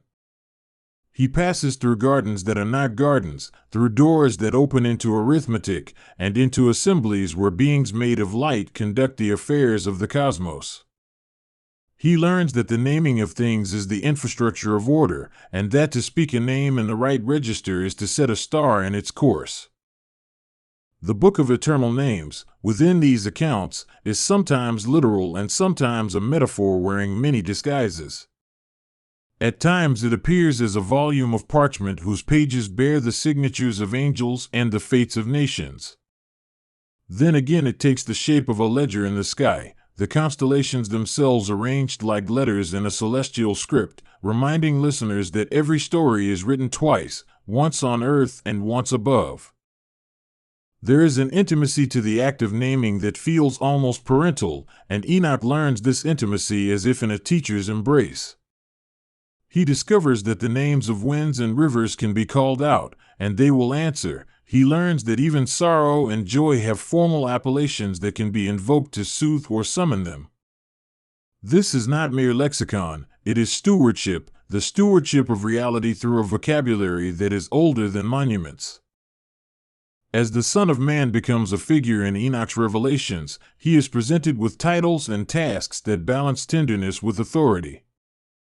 He is called to judge the unjust and to vindicate the meek, and yet he carries the soft gravity of someone who recognizes the weight of a single human name.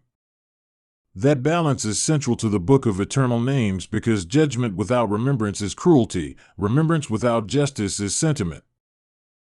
Scholars and story keepers argue about whether the Son of Man is an individual, an office, or a poetic way of naming an event that transforms history.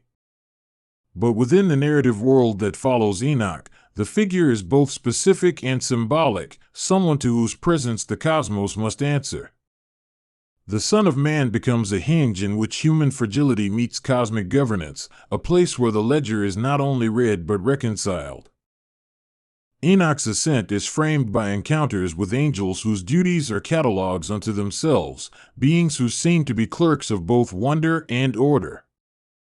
They show him the machinery behind seasons and laws, and they hand him keys that open metaphysical safes.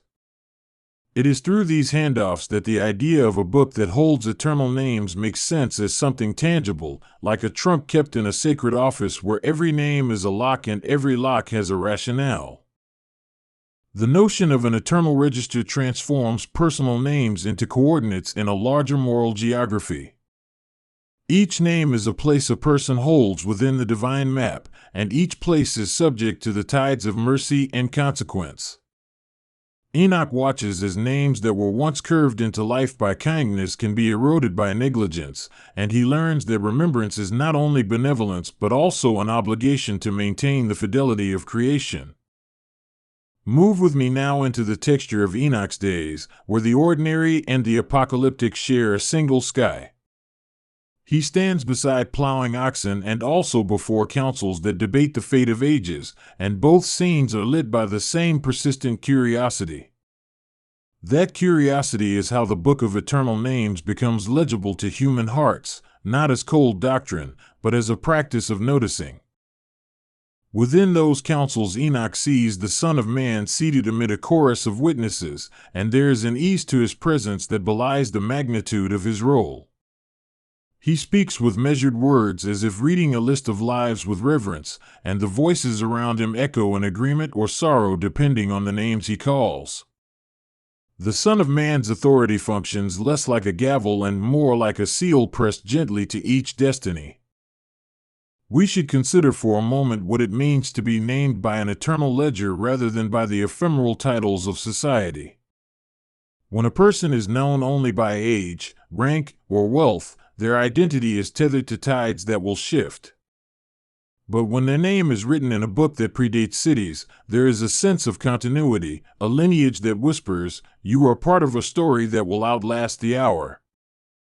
Yet the Book of Eternal Names does not guarantee an easy immortality, it imposes a righteous accountability. To occupy a name within its pages is to be answerable to a grammar of actions and consequences, to recognize that freedom comes with a narrative thread that ties acts to ultimate reckoning. Enoch's vision of such a ledger is both consoling and sobering, because it suggests a universe where memory itself is not arbitrary. The Son of Man appears in Enoch as an emissary of that memory, one who can call the names that matter and thereby restore order when chaos erupts. He is a figure who knows how to unfasten knots of history and to weave them anew, recognizing both the crime in our mistakes and the possibility of redemption. Around him the angels set their faces like torches, and the scales that weigh lives glow with a patient light. Enoch's notebooks, as told in the tradition, become a kind of rehearsal for the final accounting, a means by which the human mind learns the heavenly alphabet. He practices reading names aloud and interpreting the way they alter weather and fate, and in doing so he learns empathy for how fragile identity can be. Those who write names down commit themselves to remembering one another across seasons of exile and forgetfulness, and this is the quiet sacrament of the book. The texture of sound is central to naming in these visions. Names are meant to be heard as much as they are to be recorded. Enoch learns that certain syllables resonate with the bones of the earth while others stir the attachment of stars, and the Son of Man uses this knowledge as a kind of liturgy. To speak a name in full is to awaken the memory that keeps the cosmos functioning, as if language were the pulse that energizes law and compassion. We move now into discussion of authority, because Enoch's narrative insists that those who keep names cannot be passive custodians. The stewardship of memory requires decisions, and the Son of Man is depicted as one who must decide for the sake of balance. He is a judge who remembers faces and stories, and through that remembrance he refuses to reduce lives to statistics. Alongside judgment, mercy is a constant companion in these pages, sometimes subtle as a hand on a shoulder and other times sweeping as the tide reclaiming the shore. The Son of Man embodies a discipline that does not deny suffering but seeks to transform it into a place of healing. Enoch learns that memory without mercy hardens into bitterness, and mercy without memory dissolves into forgetfulness. The apocalyptic imagery that colors Enoch's visions can be eerie and beautiful, like the hush before a storm and the strange calm after. There are thunderous proclamations and soft reconciliations, and the Book of Eternal Names holds them in tension.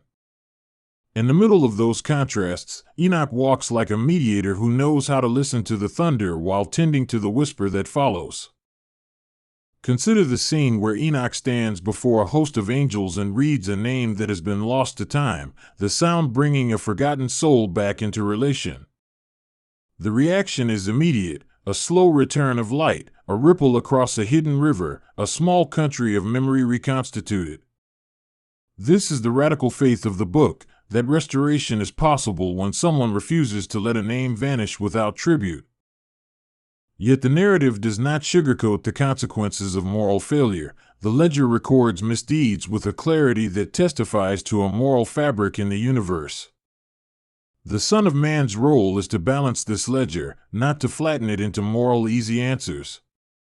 He reads tragedies and triumphs with the same gravity, and that steady attention is what gives the Book of Eternal Names its weight. As the story expands into different religious and cultural landscapes, the figure of Enoch morphs into multiple reflections, each culture seeing in him something that matches its concerns. In one setting he is a guide for prophets, in another he is a blueprint for mystical ascent, and elsewhere he becomes a symbol for the scholar who keeps sacred memory. That plurality is part of his legacy. He becomes a mirror in which communities find a language for the sacral act of naming. Across centuries, the Son of Man too adapts to new accents and dialects while maintaining a core of authority and compassion. To Christian readers, he may appear as a precursor of Christ-like judgment. To other groups, he symbolizes a transcendent judge who acts in a juridical and restorative capacity. In every register, he holds a place where the human and divine meet, a corridor where the past is not merely recalled but judged and redeemed. If we slow down to listen to the tonal quality of these narratives, we notice how often they return to domestic images, tables, lamps, gardens, despite their cosmic scope. That juxtaposition is intentional, as if to say that the management of eternity depends on how someone treats bread and company. Enoch's lessons are given in simple scenes as much as in celestial courts, reminding the listener that the eternal is woven through the grain of ordinary life. The Book of Eternal Names also contains a language of secrecy and revelation, for the knowledge of names is not meant to be vulgarized. Some secrets are guarded by angelic hierarchies with patience and care, and Enoch is initiated into those mysteries gradually. This process respects the risk inherent in certain knowledge, conveying that true power requires discipline and humility. In revealing some names, the Son of Man exercises not dominion but invitation, inviting creation into a fuller knowing of itself. He does not mutilate the self by announcing it across great stages, rather he restores persons to their own histories so that each life might be coherent.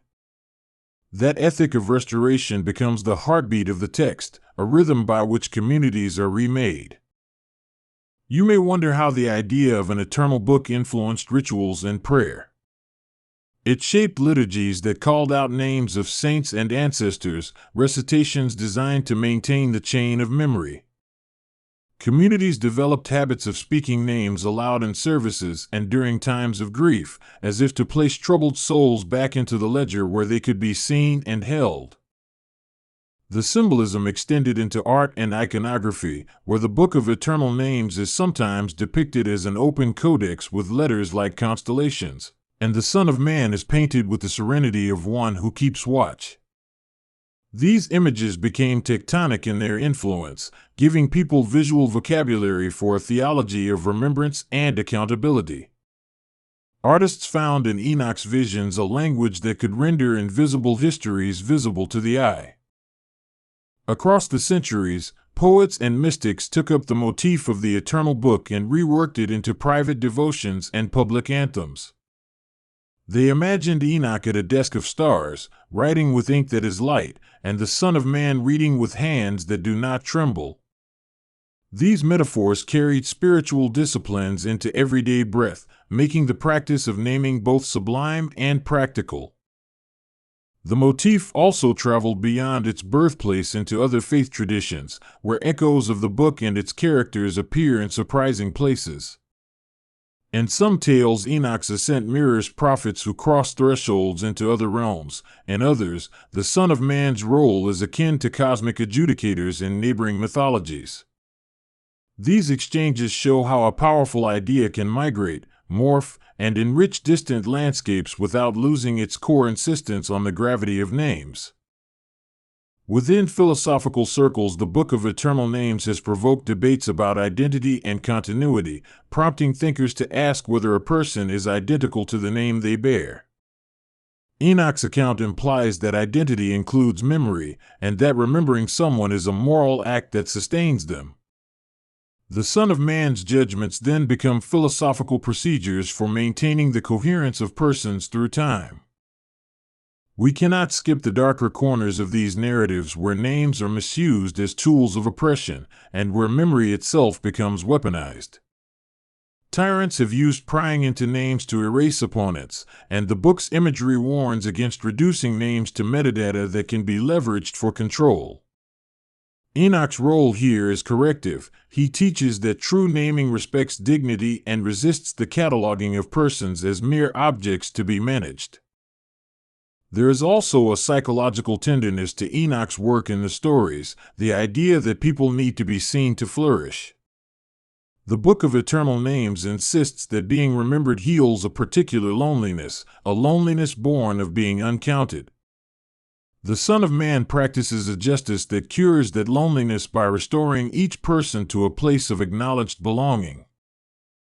When we look at contemporary echoes, we find the pattern of the Book of Eternal Names in archives, libraries, and even memorial walls, places where societies commit to remembering. The logic of those institutions owes something to the vision that people and events matter beyond a single lifetime. Enoch's legacy, translated into civic practice, becomes a cultural habit of anchoring histories and making claims on future witnesses to hold memory safe. The book's influence also extends into how individuals craft their biographies, the stories we tell about ourselves in letters, journals, and memoirs. To name a pain or a joy in a diary is a private act of the same order as writing a name in an eternal ledger. It is an act of survival and continuation, a small but significant confirmation that one belongs to a storyline larger than the present moment. Even the metaphors used in psychotherapy and pastoral care sometimes reflect the logic of Enoch's vision, speaking of recovery as the process of remembering the scattered parts of a life. In these moments, the Son of Man's role as a reconciler of fragments finds a gentle echo, as therapists and spiritual guides help people reclaim lost names and reunite exiled parts of themselves. Such practices suggest that the book's spirit has slipped into modern forms of healing. We should also trace the ways in which the Book of Eternal Names grapples with collective memory, with nations and peoples who choose what to remember and what to erase. Enoch's revelations urge a communal ethic. Societies are judged by their willingness to name their wrongs and to keep the names of the vulnerable. The Son of Man's standard is not ritual purity alone, but the courage to include the excluded in the great ledger of human dignity.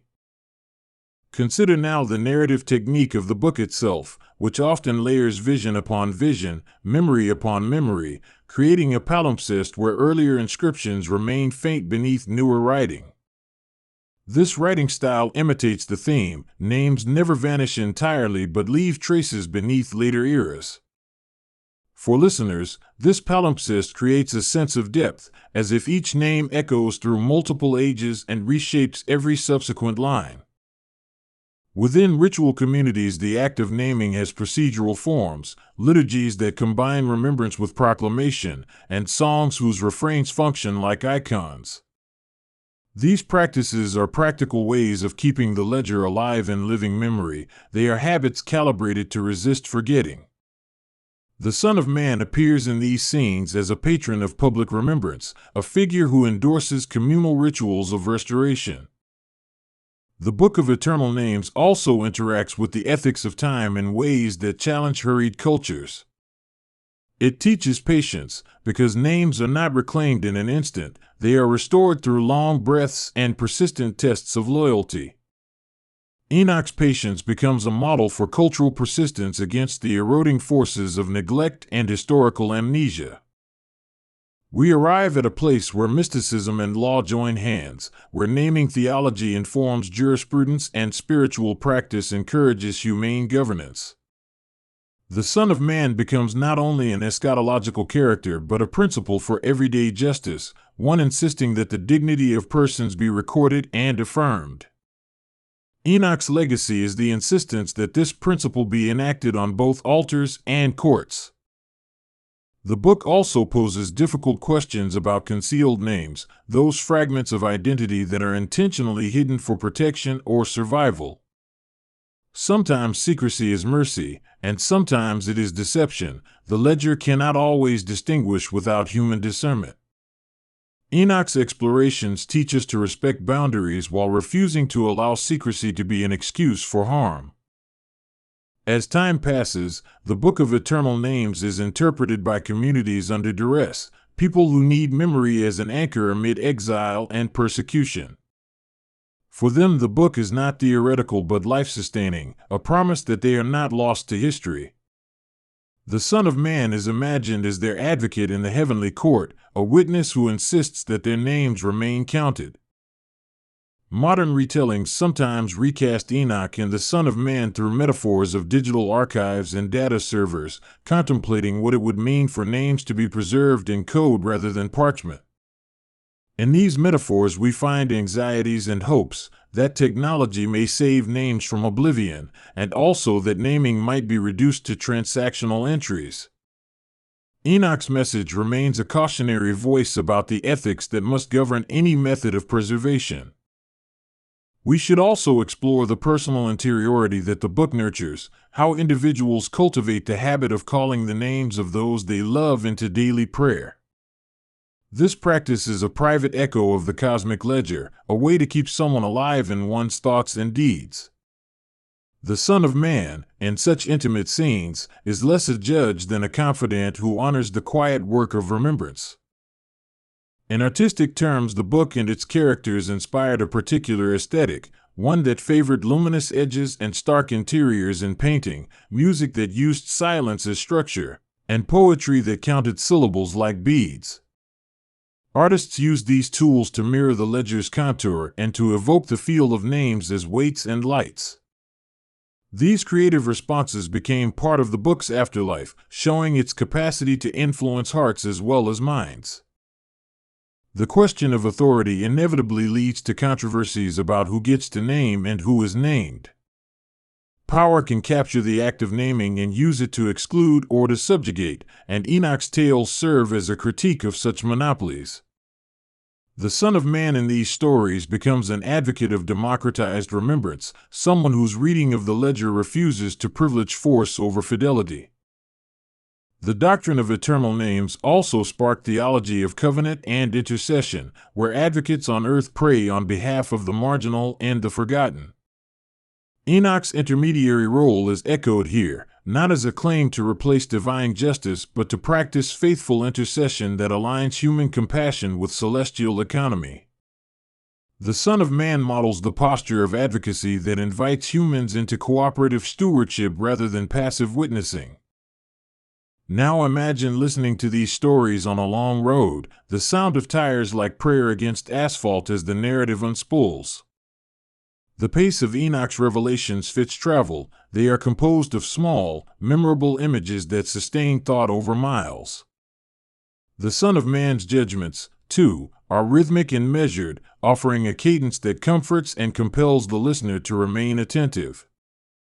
There are moments in the tradition where Enoch's voice becomes intensely personal, perhaps when he stands before the threshold of forgotten names and trembles with the same fear anyone feels when facing loss. Those moments grant the listener a point of entry, a place of empathy that legitimizes the cosmic scale of the rest.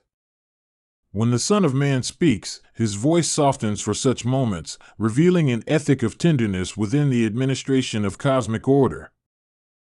We must also consider how rituals of naming can be subverted for creative ends, like poets who invent names to render new realities. The Book of Eternal Names thus becomes a composer's score for a future world. By calling something into being with a name, one can chart the possibility of change. Enoch's role here is not merely to preserve, but to inspire the act of naming as an act of hope. The narrative also addresses the tension between fate and freedom, the idea that a name might predetermine a character while still allowing the person bearing it to act freely. Enoch's visions suggest a dynamic where names embed tendencies and potentials but do not erase agency. The Son of Man reads possibilities into the ledger rather than locking them down, fostering a vision of destiny that is responsive to moral courage. There are passages where the book seems to sigh, where the register itself calls out for repair because there are lacunae, gaps where names should be and are not. Enoch takes upon himself the work of filling those gaps, tracking down the lost syllables and resurrecting them through ritual and testimony. The Son of Man blesses such work, as it reinstates persons into the chain of communal memory and accountability. As the tradition migrates into modernity, the metaphor of the ledger finds reflection in legal records and systems of human rights that try to codify the dignity of persons. The Book of Eternal Names influences the idea that certain truths should be indelible, and that public memory has an ethical function.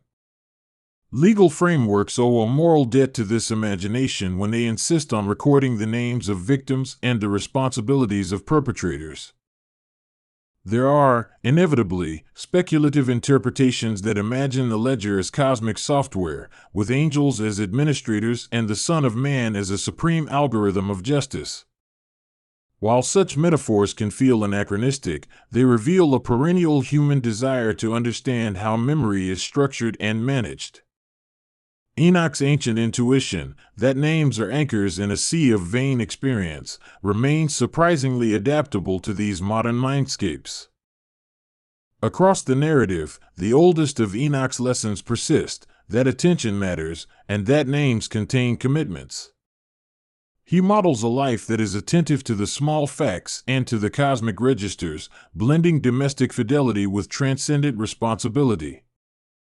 The Son of Man validates that mixture by demonstrating that cosmic governance is not abstract but intimately related to how we treat each other.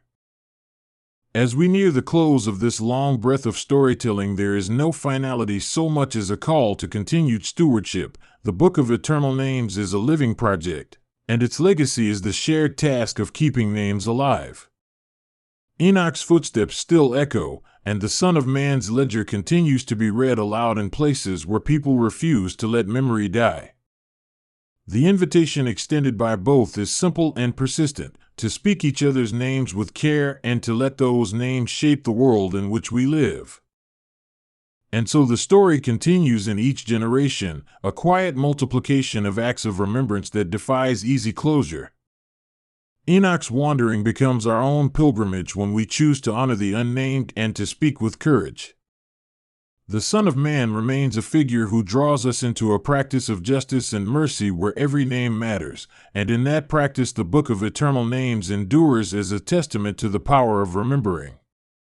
This story keeps living through all of us, and every act of memory and courage.